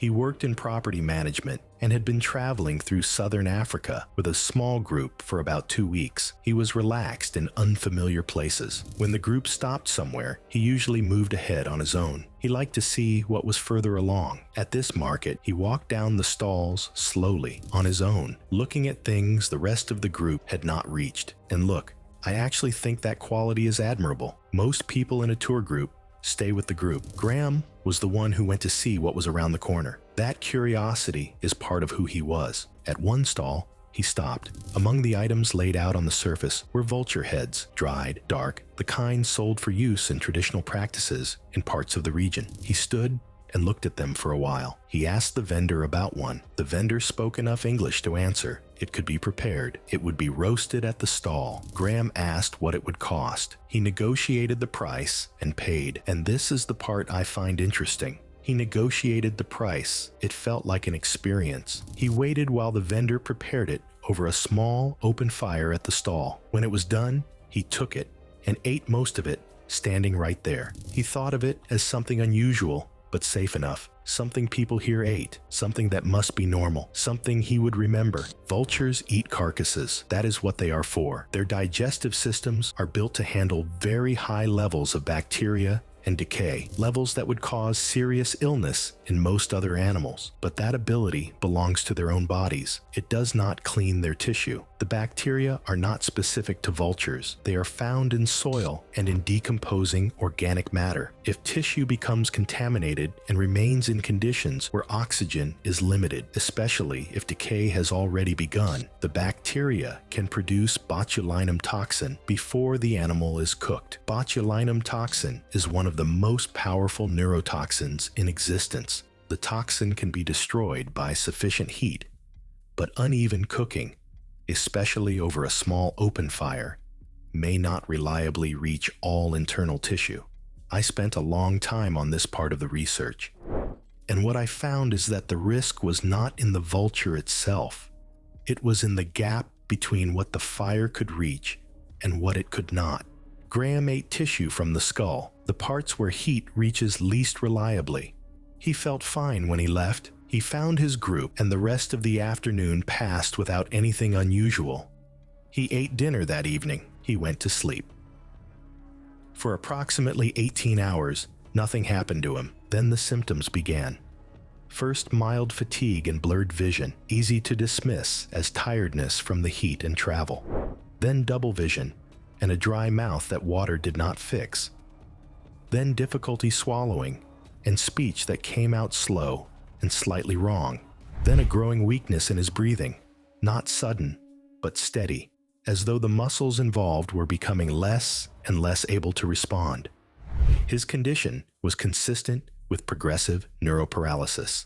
The toxin was moving through his bloodstream and blocking the connection between his nerves and his muscles, one group at a time. What gets me about that sequence is how easy it was to dismiss at the start. Fatigue, blurred vision, heat and travel. Every early symptom had a completely reasonable explanation. He was admitted to a hospital as his condition continued to worsen. Medical staff identified the pattern of symptoms as consistent with botulism. Supportive care was started. Advanced respiratory support, the kind needed to keep a person breathing while the toxin clears the body, was limited and took time to arrange. His condition did not stabilize. It continued to decline. Graham Ellis died from respiratory failure caused by neurotoxin exposure. He was 47 years old. His tour group filed a missing persons report after he failed to return the following day and could not be reached. He was located through the hospital. And the part that stays with me about Graham Ellis, the detail I cannot move past, is that his tour group filed a missing persons report they did not know. He had just walked a little further down the market than everyone else, and by the time they noticed he was gone, he was already in a hospital bed. It was September 14th, 2017, and the smell of hickory smoke and vinegar-based sauce hung in the air of a small barbecue restaurant wedged into a strip mall outside Nashville, Tennessee, where a chalkboard near the register listed a spice challenge that had been on the menu for over 2 years and had been completed, according to the tally marks beneath it, 14 times. Cale Dunwoody was 28 years old, a union pipe fitter, single, and the type of guy who turned everything into a competition. He had this group chat going with his 5-man crew where they bet on everything: who could hold a plank longest, who finished a task first, who could handle the hottest thing on whatever menu they walked into. The night before, he had texted a photo of the restaurant's challenge board to the group with no caption. By morning, 4 of the 5 had replied with the same word: won't. He screenshotted it, made it his lock screen, and showed it to the waitress before he even sat down. He walked in carrying their doubt on his lock screen like a boarding pass, and I think that's what sets this whole thing up. The challenge was a plate of wings coated in a concentrate made with peppers, advertised at over 2 million Scoville units. You had to sign a waiver before they would even bring it out, covering allergic reactions, digestive issues, skin irritation, all of it. Cale signed it without reading past the first line. His waitress said the first thing he asked was how fast the record was, not what was in the sauce, just how fast. He finished the plate. People sitting nearby said he was red-faced, eyes watering, but sitting up straight and grinning when he put down the last bone. He walked to the bathroom. I need you to pay attention here, because the wings didn't kill him. What happened in the bathroom did. Friends later said Cale had eaten the wings fast and chased them with several glasses of water, which people do all the time during these challenges, but it just adds volume to a stomach that's already on fire. The capsaicin set off violent vomiting that wouldn't stop. Not a few rounds, prolonged retching that other people in the restaurant said they could hear through the bathroom door for several minutes. One couple near the hallway said the sound didn't stop for what they estimated was close to 10 minutes. Force of the repeated contractions had torn his lower esophagus. Air and gastric contents began leaking into the mediastinum, the central cavity of his chest. I need you to think about what that means. Doctors believed the continued vomiting worsened the contamination inside his chest with every retch. He came out of the bathroom, pale, sweating, and holding his chest. His waitress later said he told her he was fine, just needed air. Paid his tab. He walked out to the parking lot. He drove himself home. A friend who saw him later that night said Cale told him his chest felt wrong, but he figured he pulled a muscle from throwing up so hard. Over the next few hours, the pain started moving, chest to back to shoulder. Then this pressure he described to ER staff as something sitting on his ribs. His breathing got shorter, and he couldn't lay flat without it getting worse. By the time a friend talked him into going to the ER, and from what the friend later said, it took almost an hour of going back and forth before Kyle would even get in the car. Imaging revealed free air in the mediastinum and fluid collecting in the chest cavity. He was taken to surgery.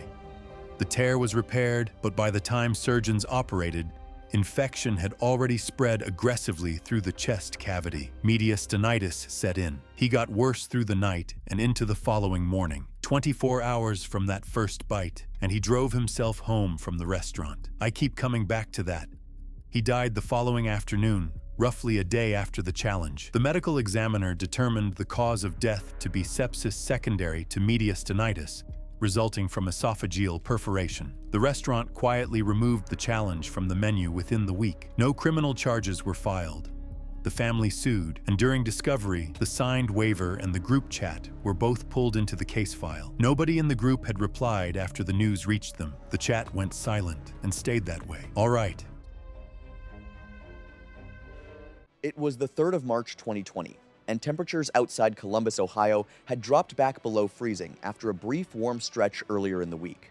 Inside a second-floor apartment near the University District, the kitchen told the story of someone who had been at it for hours. Ring light equipment crowded one corner, a camera sat on a tripod angled toward the counter, and empty prop glasses lined the edge of the sink alongside crumpled paper towels and half-finished setup attempts that never made it to record. Tice Meller was 35 years old and worked maintenance shifts at a trucking warehouse outside the city during the week. On his days off, he ran a lifestyle channel built around aesthetic food content. Smoothie bowls, decorated desserts, elaborate coffee drinks. Nothing that ever went particularly viral, but his following had grown steadily, and he treated it seriously enough to reinvest almost everything he made back into equipment and props. For 2 years, he had treated the warehouse like a temporary inconvenience and the channel like an inevitable future. Only one of them had actually paid his bills. In early 2020, he had become fixated on a trend circulating through food content. Communities involving dry ice used to create smoke effects inside drinks and desserts. The visual was striking on camera. Thick white vapor spilling over the rim of a glass or rolling across a dessert plate. Exactly the kind of thing that performed well in short clips and was simple enough to film alone without a crew. Tice ordered food-grade dry ice and spent several days watching tutorials before filming his own version. The concept was straightforward. Drop a small piece into a drink, let the vapor build, film the reveal. The critical handling rule, which several of the tutorials mentioned only briefly, was that dry ice needed to be fully sublimated before the drink was consumed. Even a small fragment remaining in the liquid would be nearly invisible once the surface was active with vapor. On the day he filmed, Tice had been reshooting the same sequence for nearly 2 hours. The smoke effect kept dissipating before he could get a clean take. He tried adjusting the glass size, the liquid temperature, and the amount of dry ice he was dropping in. Each attempt left residue in the sink and another failed clip on the memory card. By the 4th or 5th attempt, the air inside had grown noticeably cold from the dry ice, and the counter was cluttered with failed setups he hadn't bothered cleaning up. At a certain point, his attention shifted from doing it safely to simply getting it right. By that point, he had lost careful track of how much dry ice had fully sublimated in the current glass versus how much might still be sitting at the bottom beneath the vapor. During what he intended to be the final take, Tice lifted the glass and drank from it while the camera recorded. He swallowed once before stopping. His expression changed immediately. He set the glass down carefully and stood very still for a moment with one hand pressed flat against his sternum.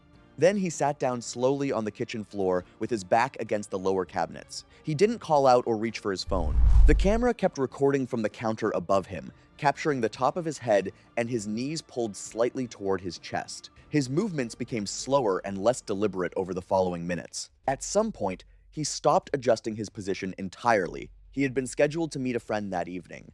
When Tice stopped responding to messages and didn't show, the friend drove to the apartment and knocked for several minutes before calling emergency responders. Responders found him on the kitchen floor with the camera still running and the ring light still on above the counter. The medical examination determined that he had ingested a piece of dry ice that had not yet fully sublimated. The resulting gas expansion caused a gastric perforation, and the thermal contact produced serious internal burns along the esophagus and stomach lining. Investigators reviewed the camera footage, which documented the full sequence from the moment he drank. The death was ruled accidental. It was September 22nd, 2018. Ho Chi Minh City, Vietnam, the last evening of a 2-week trip. The city was loud and warm at that hour, motorbikes threading through narrow gaps, the smell of charcoal and fish sauce drifting from open restaurant fronts along the block. The place was busy and well lit, the kind of noise and movement that makes somewhere feel safe when you are far from home. Diane Okafor was 39. She worked as a nurse in Houston and had just completed a demanding postgraduate program that had taken most of her available energy for the better part of 2 years. The Vietnam trip had been planned as a way to close that chapter, something she and her sister had been talking about for a long time. Diane was health conscious by training and by habit. Throughout the 2 weeks, she had stuck to bottled water, cooked food, and had avoided raw produce without making a performance of it. It was simply what she did when she traveled. The restaurant that evening had blood clams on the menu. The travel blog had mentioned them specifically, framed as a local delicacy worth trying. The preparation was described as lightly blanched, which Diane read as cooked. Blood clams in Vietnamese cooking are typically prepared by brief immersion in hot water, enough to open the shells and heat the surface of the meat, but not enough to cook the interior to a temperature that eliminates pathogens. The shells open, the clam looks done. The interior is not. Diane did not know this distinction and had no reason to. She ordered them and ate several. Her sister ate a smaller portion. This is where things became quietly devastating for me. She was a nurse. She had been careful for 14 straight days. She read the word blanched and it registered as safe.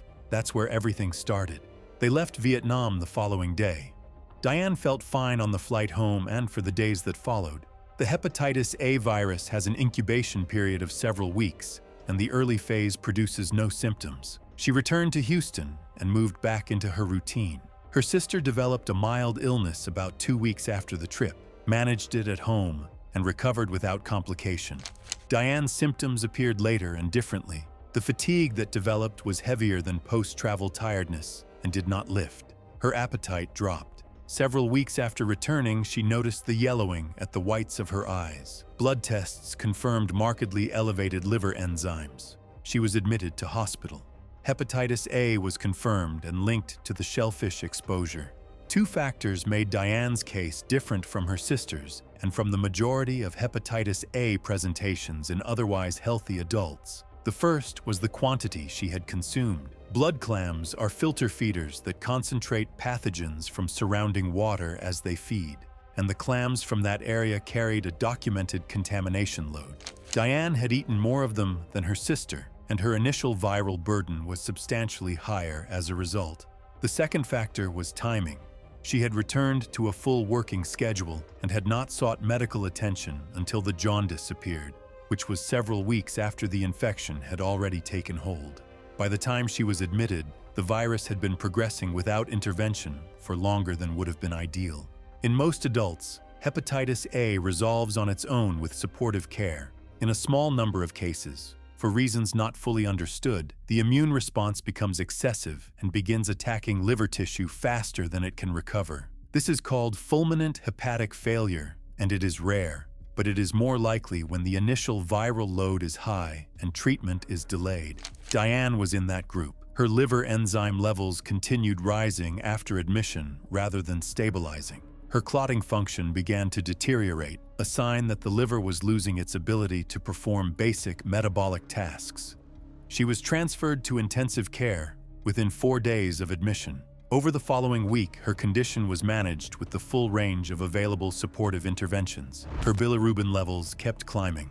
Her mental state began to change as toxins her liver could no longer process accumulated in her bloodstream, a condition called hepatic encephalopathy.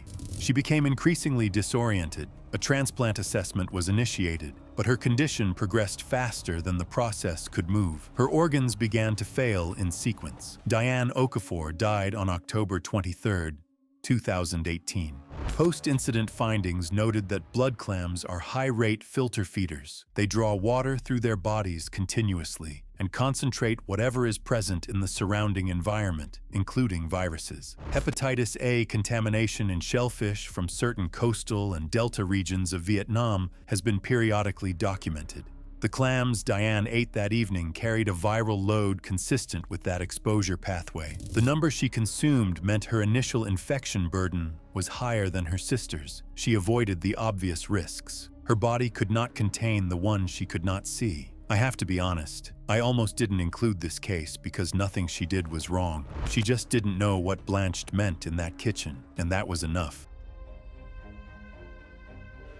It was October 6th, 2018, and the first weekend of fall had drawn a full reservation list to a small farm-to-table restaurant set back from a two-lane road in Oregon wine country, where the kitchen's seasonal prix-fixe menu was built around foraged ingredients from a local supplier the chef had used for over 3 years. Maren Kilcoyne was 42 years old, a landscape architect out of Portland, married, no kids. She had this handwritten list in her purse of every restaurant she wanted to eat at, ranked by how local their ingredients were. And every time she went to one, she crossed it off and wrote a little note next to it. This restaurant had been on her list for over a year. Originally number 3, moved to number 1 twice, but she could never get a reservation. Her husband told a reporter she talked about the place so often, he could recite the seasonal menu from memory without ever having eaten there. I spent a while thinking about that list, because it tells you this wasn't just dinner. She had turned the reservation into a finish line. 4 months of waiting, and the meal was the prize. The dinner was an anniversary celebration. 4 months on the wait list. She ordered the full tasting menu, which included a foraged wild mushroom course. Her husband later said she photographed every plate as it came out and kept leaning over to describe what she was tasting, things he said he never would have noticed on his own.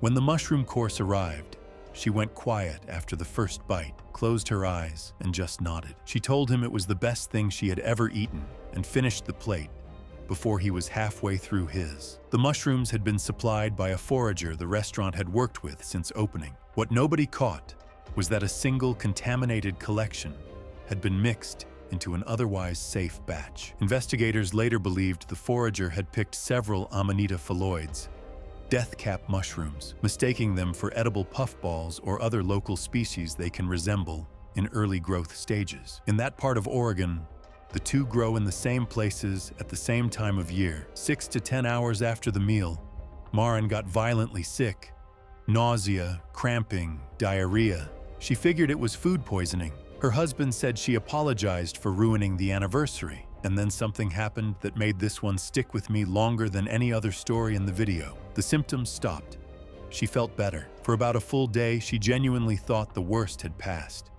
And she even texted a friend saying she was recovering, and the restaurant owed her a do-over. What she was in is called the false recovery window of amatoxin poisoning. The symptoms stop, the patient feels fine, and while the body feels normal, the toxin is already in the liver, quietly destroying cells from the inside. She was dying during the text message. She just couldn't feel it yet. I had to read that twice. By the third day, her skin had taken on a yellowish cast. Blood work revealed liver enzymes spiking to critical levels. She was transferred to a transplant-capable hospital. Her husband said she was still planning things in the ambulance, asking how long the stay would be. Over the following days, her liver function collapsed. Jaundice deepened.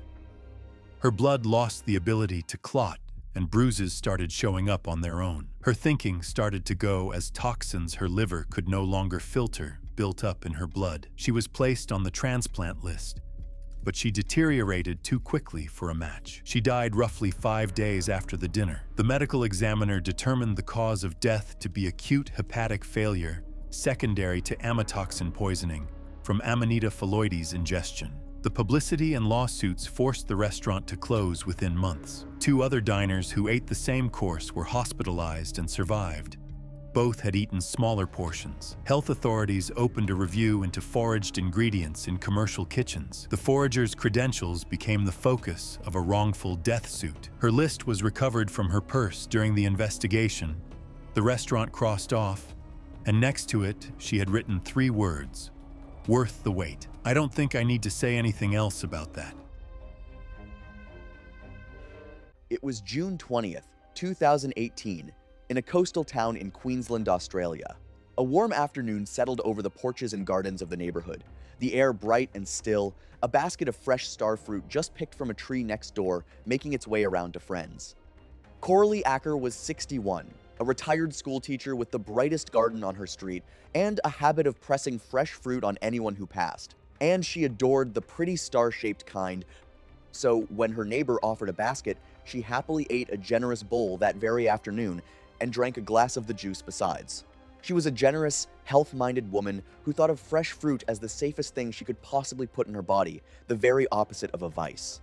What she did not know, what no one had ever told her, was that her kidneys had been failing for years, worn down by blood pressure she never realized was harming them, the kind of damage that hides for a long time without a single symptom. There is something I find quietly lovely about a person whose idea of a treat is a bowl of fresh fruit, and early on, she struck me as the gentlest soul in this whole lineup. She finished the whole bowl that afternoon and washed it down with the juice, feeling pleased and refreshed and entirely well. There was not the faintest warning, no strange taste, and no flicker of unease that this simple, wholesome treat was about to turn on her. There was nothing about the fruit, or about how clean and fresh it tasted, to hint that this one pleasant afternoon would be the one her body never came back from. So upon reading the files, it apparently all began that same evening with hiccups. Gentle at first, and then relentless, the kind that wouldn't ease no matter what she tried. Over the next day came the nausea and a deepening confusion, and by the following morning she was slipping in and out of making sense. They rushed her to the hospital, where the doctors recognized the pattern almost too late and fought to clear a toxin that does not leave easily. While Coralie sank into seizures they could not stop, her family stood helpless in the hallway, trying to understand how a woman who had felt perfectly well that morning was now fighting for her life over a snack from a neighbor's tree. The doctors moved quickly once the pattern clicked into place, but the toxin was already woven through her system, and every hour it lingered cost her more ground. It is hard for me to accept that something as innocent as a bowl of fruit could do this, carrying a woman from a quiet afternoon to seizures in a hospital bed within a day. I keep coming back to those hiccups, because every one of us has had them and waved them off, and learning they can be the first knock of something fatal genuinely rattled me. But even with emergency dialysis and days in intensive care, the seizures could not be brought under control, and the toxin had simply done too much damage to reverse. Coralie died of starfruit poisoning. The fruit carries a natural neurotoxin that healthy kidneys flush away without trouble, but in a body whose filters had quietly begun to fail, it had built up and gone straight for her nervous system. It almost never touches people with healthy kidneys, and her stunned family turned her loss into the warning she never got, pressing every older relative they had to finally get their own kidneys checked. If there is one lesson I am taking from Coralie, it is that healthy and harmless are not the same word, and that a body can carry a quiet condition that rewrites all the rules without ever saying so.